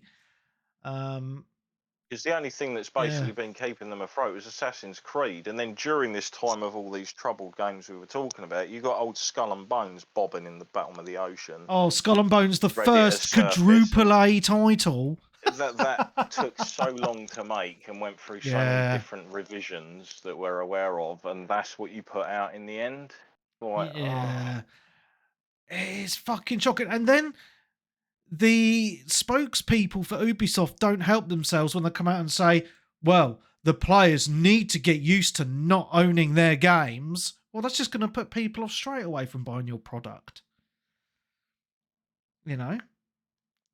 So again, and you know, I'm sorry to hit an old drum and all that, but they've been really pushing a lot of DEI politics stuff into their games, and people don't generally want that. And again, that is why some of their games have flopped hard as well. So, you know, I mean, Star Wars is like, as an example, is a huge brand name, obviously, as we all know, and even that flopped hard. You know, it was a bag of shite. So, well, I think a lot of people have been sort of put off Star Wars for a while, and then you obviously sort of see what kind of game and etc. and just like, no, you're all right. Yeah. And it did come out in a year when there were a lot of reasonable games to play. Yeah, true. So, yeah, because I had Star Wars Outlaws, Avatar. I never played that either. Apparently, that flopped. Prince of Persia: The Lost Crown. Obviously, X-Defiant was shut down. Skull and Bones didn't do well. So yeah, they've had a lot of poor games. Well, games that have sold And poorly. Assassin's Creed, the game series that's basically kept them going, because regardless of how you felt of the last couple of them or so, they've sold really well. Yeah, and this new one, they basically screw in the pooch in it straight away. Yeah, literally just as they came out the door to present it, they just bit down on the suicide pill for some reason. That's becoming a bit of a witch hunt as well. That game, I saw somebody moaning the other day because they had melons in the game. I saw that. And melons weren't introduced to Japan until such and such a date. And oh god. Yeah, I think obviously a lot of that, a lot of the stuff I have seen online has been, you know, that clickbait, fucking rage bait, you know, which you take with a pinch of salt. But I think some of it is justified. What'd you say? This is a shame for me because Ubisoft was one of my favourite developers. Yeah. It's just a shame to see how far they fall. It's weird to watch, isn't it? A lot of bad decisions that I would have never made in the first place, personally. And as you, as a gamer, can probably never imagine you making those same choices either. Also, I think it's because the people that now run these companies are not gamers. Yeah, I think that is maybe a lot of what comes down to it. I mean, you go back to obviously the days of sort of like the so-called frat culture developers and all of that lot, but yeah, there was stupid shit that went on. There's dickheads everywhere. That's just life. Yeah. What we wanted. But they had a passion for what they did. Yes. And they obviously had some financial person that was backing them. And then it just gained, and as you know, the gaming industry ballooned. It overtook the music industry and the film industry to become like the most lucrative moneymaker. But that's the problem; it's become too and corporate. Everyone wants some money of that. Yeah, exactly. You're going back to that. Like this is why the indie market and indie games are getting more and more and more popular, because that's where the passionate people are now. Yeah. Yeah, 100% You are going to get obviously a lot of passionate gamers that work at new places, but they're basically literally being told exactly what to do. No, you must do this. You must do it like this. You've got to do it like that. Oh, you want that in there? No, we can't do that. We can't budget for that. Change that out. Take that out. How can we fit in some microtransactions? All right, thanks. Yeah, can you cut that out and maybe sell that back to them as a pre-order bonus? Yep, bonus. We'll do that. You know, and like I've said, even if you work at those companies as a creative, under those rules and everything, that must be so annoying. 100%, and so demoralising as well for you to put in your effort. It just goes down to any single thing you work in. If you work into it with a full-on passion and enjoyment, it will will show. generally show through in the final products. That's in 100%. any industry. Yeah. Yeah, and I think that's been lost in a lot of these big these big companies now, like Ubisoft and EA. You know, they grew through making good games and through passion, and you could see that passion, as you say, and now they've become so big and so corporate, they've lost what made them great. Yep. Yeah. You know, I mean, how long have people been crying out, as an example, for a Splinter Cell game? You know Yep. what I mean? But they don't know what to do with fuck? it. They don't know what to do with it. That's why they're probably like, oh, we don't know what to do with it. We don't know how to make money with this. Well, you've had the blueprint there the whole time. Couldn't Fucking you go shocking, back man. and I'd happily take a remake of the original. Yeah. Spies versus Mercs, baby. That was awesome. Oh, yeah. That was original Xbox as well. I mean, fucking hell.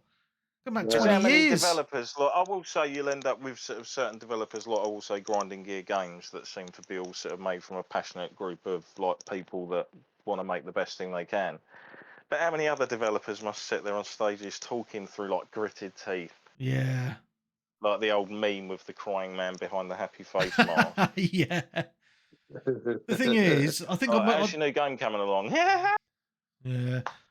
I think like the worry is, I think we touched on this last week as well. I think the worry is obviously China have now cottoned on to how lucrative the gaming industry can be, and they're pumping out high quality games with all the stuff that we want as gamers.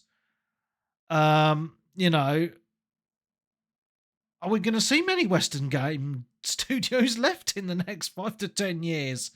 You know, that is another worry, because what have EA got? Just kind of FIFA.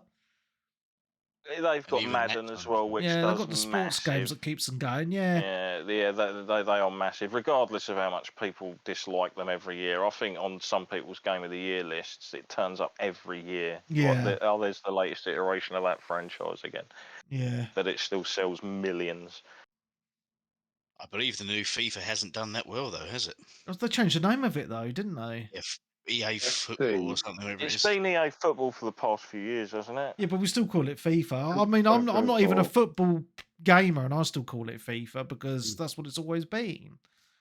I believe that has undersold to their expectations this year.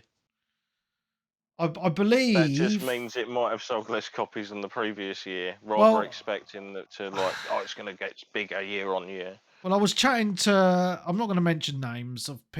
We all know that it's a popular game. I was chatting to some people that are hardcore FIFA players, and they're not happy with the latest iterations because they're pushing more the women's football than the men's, apparently, and that's pissing people off and making them not want to buy it. So that might have something to do with it.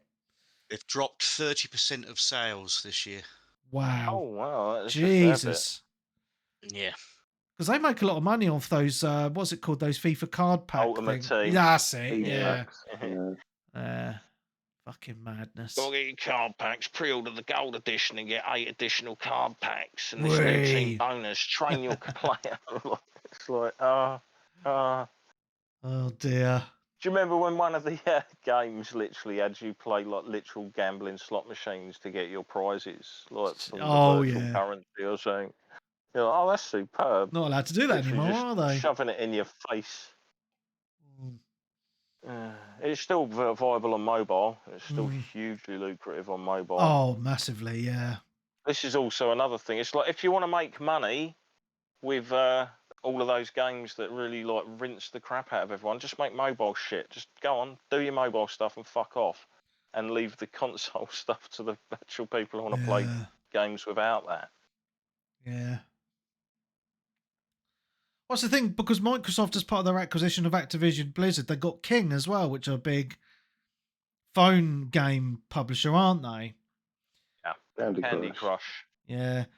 But also, like, it just came to my mind that because they own Activision Blizzard, they also own World of Warcraft, and I've not really seen them try and push that, which seems a bit odd. I would have thought they would have announced it coming to console or certain perks for being a Game Pass subscriber or something like that, but I think there is some sort of bonuses you do get from Game Pass for it. I believe I might have seen advertisement for that. Okay. I'm just thinking of more ways that they would be leveraging the Game Because Pass there's different subscription. iterations of WoW as well now, isn't there? There's you like got WoW Classic, Classic and all yeah. this different one, and Yeah. Anyway, hardcore WoW and stuff. yeah, I'm just looking at the time, so I'm going to go to the last bit of news. Multiverses, a live service game. You remember this? I mean, you might have played it briefly. I think it came out about a year or two ago. I'm not quite sure. It came out beta and then went offline and then came back. Yeah, because that's when I played it. So later. Yeah, I played the beta. So that's basically a fighting game, a bit like Smash Bros. But with characters. Warner Brothers characters, yeah. And they had quite a lot of cool ones on there. It's shutting down, I believe, in sometime around May, I believe. Yeah. I think it was around May. Yeah. Apparently, it was blamed for a $1 million loss for Warner Brothers Studios. Wow. But that's also not bad. Sony would be quite happy with that. But apparently, like, there was quite a big chunk of people that bought a $100 Founders Pack, and they're not going to get any refunds. And the currency that came with that pack, they can't spend now either. I mean, the one good thing that's come out of this is if you do own it, which you won't be able to buy after the time it shuts down or get for free. I think it's a free to play, wasn't it? Yeah. And then you bought the character packs. They are going to basically make it offline, playable offline, so you will still be able to access and play it offline, which I think is good. And I think if I wish more and more games did that, because it would give people more of a reason to actually think about getting invested in something, or giving it a bash, knowing that it's not going to completely vanish. Yeah, that is cool. Yeah. Wow. But still, that's pretty. I don't understand. Right, this is what I don't get. Right, is they all go on about shutting the servers down for all these games and that. Like, I don't know why they don't. I know it's good that they make it available to play offline, but back in the day, there was none of these servers anyway. It'd all be peer to peer. So, like, as an example, I remember playing Return to Castle Wolfenstein online religiously on the original Xbox. Well, someone would host a game on that from their Xbox, and then you just join their game and play. Why don't they do something like that for this? It'd be easy to do. You know what I mean? Like, I could host a game and you could join my game, you know, blah, blah, blah. But it seems to not really happen these days, does it now? You know? It's all these dedicated servers instead of the peer-to-peer, and I think there is still a place for the peer-to-peer. It's the same way of, like, it's the same with games like the old Xbox, and can't you just make it be able to play stuff offline? Yeah. Oh no, you think it's not just a switch? You can't just flick a switch and like, oh look, it's offline. You can play it offline. Yeah. Yep. That's all my news, guys. Anything else? I read a fact this week. Oh, go for it. Which surprised me. There was to basically not look as if we're being mean to Xbox. Sony had a Sony had a release last year that had less concurrent players on Steam than Concord. What? Can you name that game? It was a big release. I know exactly what game it is. You know, you've seen the video as well then. Well, no, I just knew of the game coming out and then not actually, like, I just never really heard anything about it. And I remember late last year, someone sort of said, oh, you know, such and such, it did really badly. Yeah. I have no idea. Concord had, I think, peak concurrent players on Steam, 697 players was the peak concurrent. Oh my god, that is so bad. But there was a PlayStation title that released on PC that had only 600 concurrent peak players. Jesus. That game was Lego Horizon. Oh. Now, I'm actually not surprised about this, to be honest. It's one of those games. I looked at it and went, "Well, that looks good," or whatever. But who's asking for this? Oh no, Who, fucking who is clamoring for this? And every time I saw adverts for it, I thought, "Oh my god, it just looks naff." what I I don't. mean, you've already got yeah. a ton of Lego games available on Yeah. systems anyway, and not necessarily out of a franchise that there's only 2 games in a series of so far. But Yeah, I Horizon. don't understand. Go on, sorry. Yeah, I was going to say I don't know who they're aiming at. Are Lego fan? Is Horizon well known enough that people are going to be going, "Oh, I wish there was a Lego game of that franchise"? Well, it's not And aimed then at as well, kids, is it? That's as the well, thing. if you're a kid and you want to play a game similar to that, you'd surely just play something like Minecraft or Roblox, wouldn't you? Yeah. Yeah, I read that fact and I was like, "No way." So apparently it didn't do very well, and I haven't heard a lot of talk about it anywhere from anyone ever. So that would probably be the reason why. Wow. Jesus. I had a story that made me chuckle. Go on then. The RTX 5090. Oh, Jesus. So the eBay price has now soared to $9,000 with scalpers and bots and whatnot, obviously taking all of the stock as usual. But apparently the gaming community is fighting back. And they have started listing photos of the RTX 5090, and the bots are actually buying them. One sold for $2,457. Wow. Just a picture. And in the listing, it said, bots and scalpers welcome. Do not buy if you are human. You'll be getting a framed photo of the 5090. The photo is 8 inches by 8 inches. I got the frame from Target. Do not buy if you're human. Brilliant. So all these scammers that are using bots to grab all of these before anybody else, they're starting to get photos. Brilliant. I did see that the Excellent. 5080 has not been getting good reviews because apparently the uplift from the 4080 is very minimal. Minimal. 12%, isn't it? Something like that. Yeah, so people are not impressed. Yeah. So yeah, that's why I'm not interested. Well, one for you Steam Deck boys. Apparently the Steam OS is going to start going to other handhelds as well. Ooh. They already announced that they were bringing out an official one with that Lenovo Lenovo you can Legion. go. Yeah. But Yeah. apparently Valve have just recently changed the Steam OS guidelines to clarify its usage on other third-party hardware. Oh, So they reckon it might come to the ROG Ally and things like that. Cool. interesting. Nice.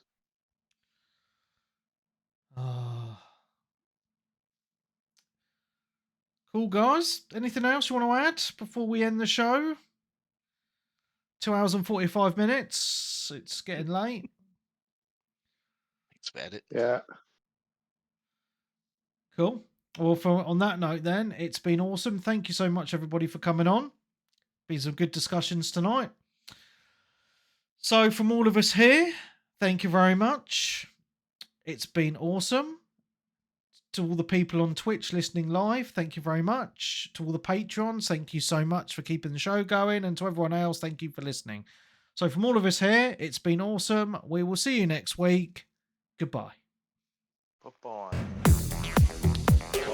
Ah, some nice reminiscing there. I miss the Xbox Reminiscing in a 360. So do I. depressing way. It's because we're all old fuckers now. I actually like, like you remember like the PlayStation Home.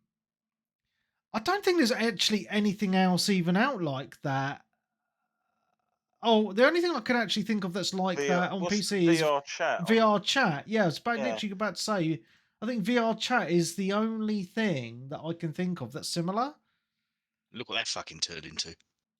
I have no idea. I've not used it. So. Fucking Helicopter blower. cesspit of pedos. Because you can use it without a VR headset as well, can't you? Yeah. Oh, I have played it in 2020, apparently. Yeah, I went in it once. Jesus. Is it in the Do You Know the Way era? I was like, see you later. Yeah, weird. Do you remember that Second Life?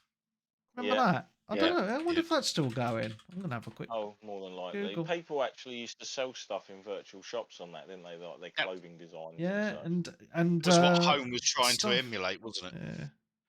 Fucking hell, it is still going. I'm on their website. It is still a thing. Bloody hell. Wow. I'm really surprised that Second Life is it. still going. Yeah, I wonder if Probably not got a lot of competition, have they? No. I wonder if I've still got an account with them. What's Second Life? Well, because I used to go on it. I'm back. I used to be on it like donkeys years ago. God, how long has that been going? Oh, fucking hell, I do have an account. I've just logged in on their website. Oh, Looking forward to next week's podcast. You won't like it, Webby. You won't like it. I probably won't. Why? Find your community, and all there is people in rainbow colours, and it says "proud" in the background. Oh, for fuck's sake! Yeah. Well, you just walk around and chat shit to people, don't you? It's not really like my idea of a fun game. You know what I mean? I'd just rather play Arma and shoot people. Music clubs, role-playing communities, virtual cinemas. Oh my god. Second Life is always wonderful, sometimes weird, and 100% wow-worthy. Oh my god.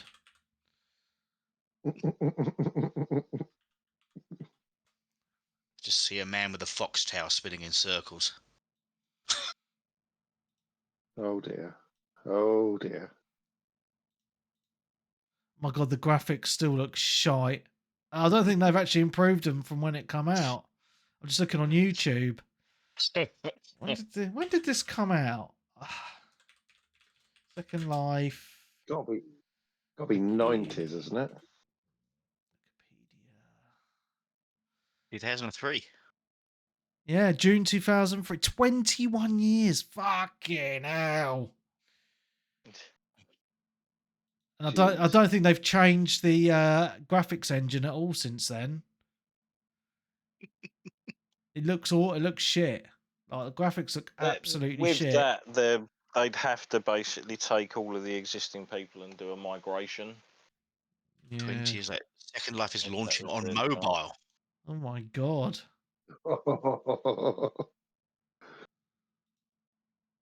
It will leap from desktops for the first time. Jesus, mobile preview. It looks like the original Test Drive Unlimited. I'm just watching a video now, just going around the island. Oh my god. What are you laughing at? Oh, just something on YouTube where there's like someone's put up a review of that Star Trek Section 31. Oh, that looks shit, doesn't it? And they've called it Tardians of the Galaxy. Oh god.